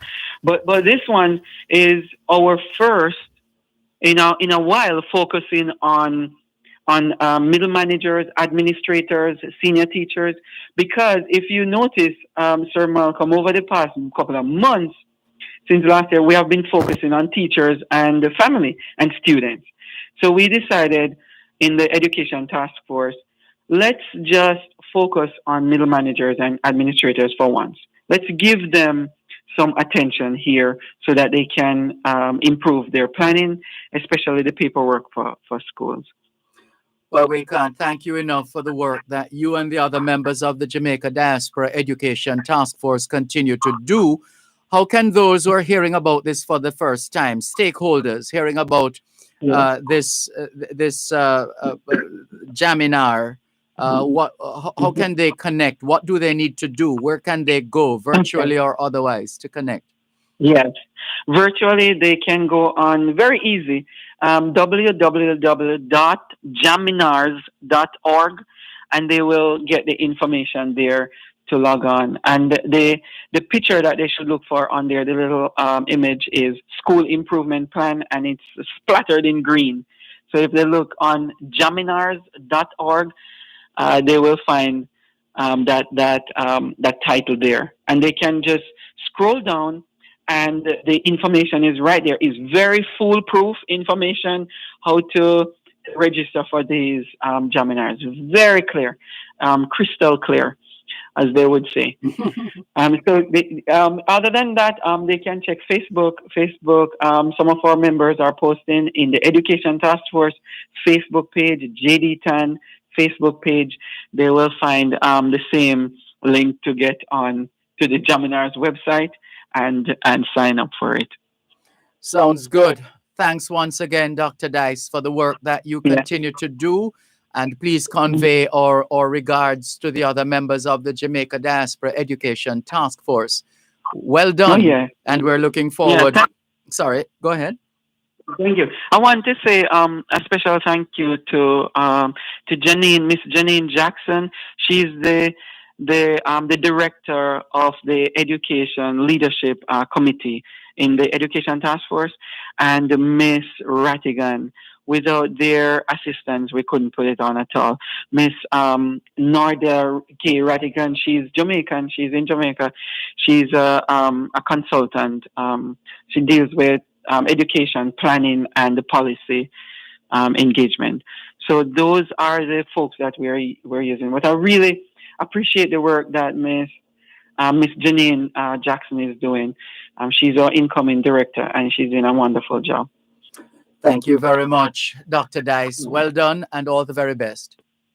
Yes, thank you so much, Sir Malcolm. We'll talk soon. Looking forward to that. Dr. Dwayne Dice, the chairman of the Jamaica Diaspora Education Task Force, giving us a preview of yet another Jamaica Diaspora Task Force Action Network assignment. This time, a 3-part Jaminar on school improvement planning. Jaminar is the Jamaican word for seminar or webinar. Right, so it's Jaminar. A 3-part Jaminar on school improvement planning. The theme, school self-evaluation, using the right data to get the right answers, part 1. And part 1 kicks off tomorrow afternoon at 5 Jamaica time, 6 o'clock in the evening Eastern time. Jaminars.org, easy way to remember, well, easy place to go, JAMINARS.org, jaminars.org. Can we thank you? Well, just before we thank you, let's wrap the segment. That's it for this week's edition of Diaspora Check-In. Diaspora Check-In during both sides of the story was brought to you by GK Western Union. Receive money directly into your bank account today. When I saw it on the news. Thanks once again for the privilege of serving you on yet another edition of your program, Both Sides of the Story, for today, Wednesday, the 7th of April, 2021. The moving finger writes, and having writ moves on. Nor all your piety nor wit shall lure it back to cancel half a line, nor all your tears wash out a word of it. All things being well, both sides of the story returns tomorrow afternoon, 2 to 5. Till then, this is Dervan Malcolm reminding all of us that every day is an opportunity to do better than yesterday. Take care. I know that they don't mean to hit with wild and angry hands. Tell them just how big they are, I pray. Please don't let them hurt your children. We need love and shelter from the storm. Please don't let them hurt your children. Won't you keep us safe and warm?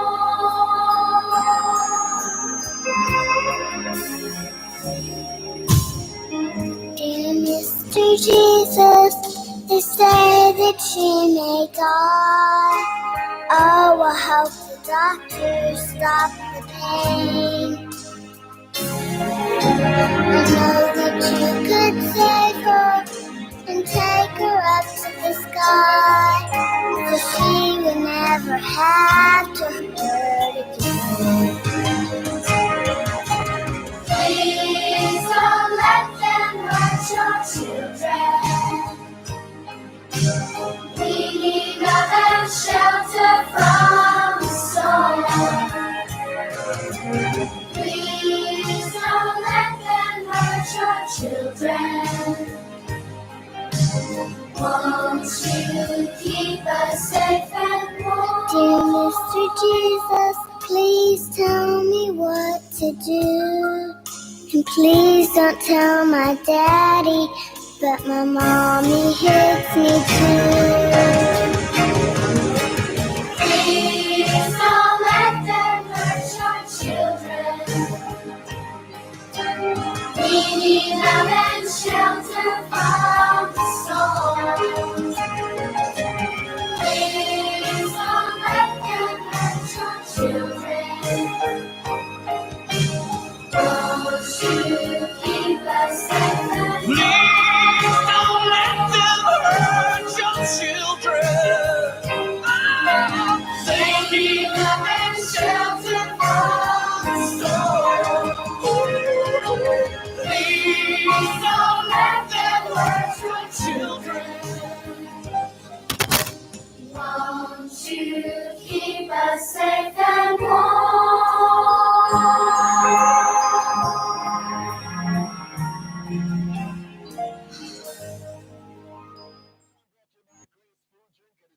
You're listening to Power 106 FM. The time is now 5 o'clock.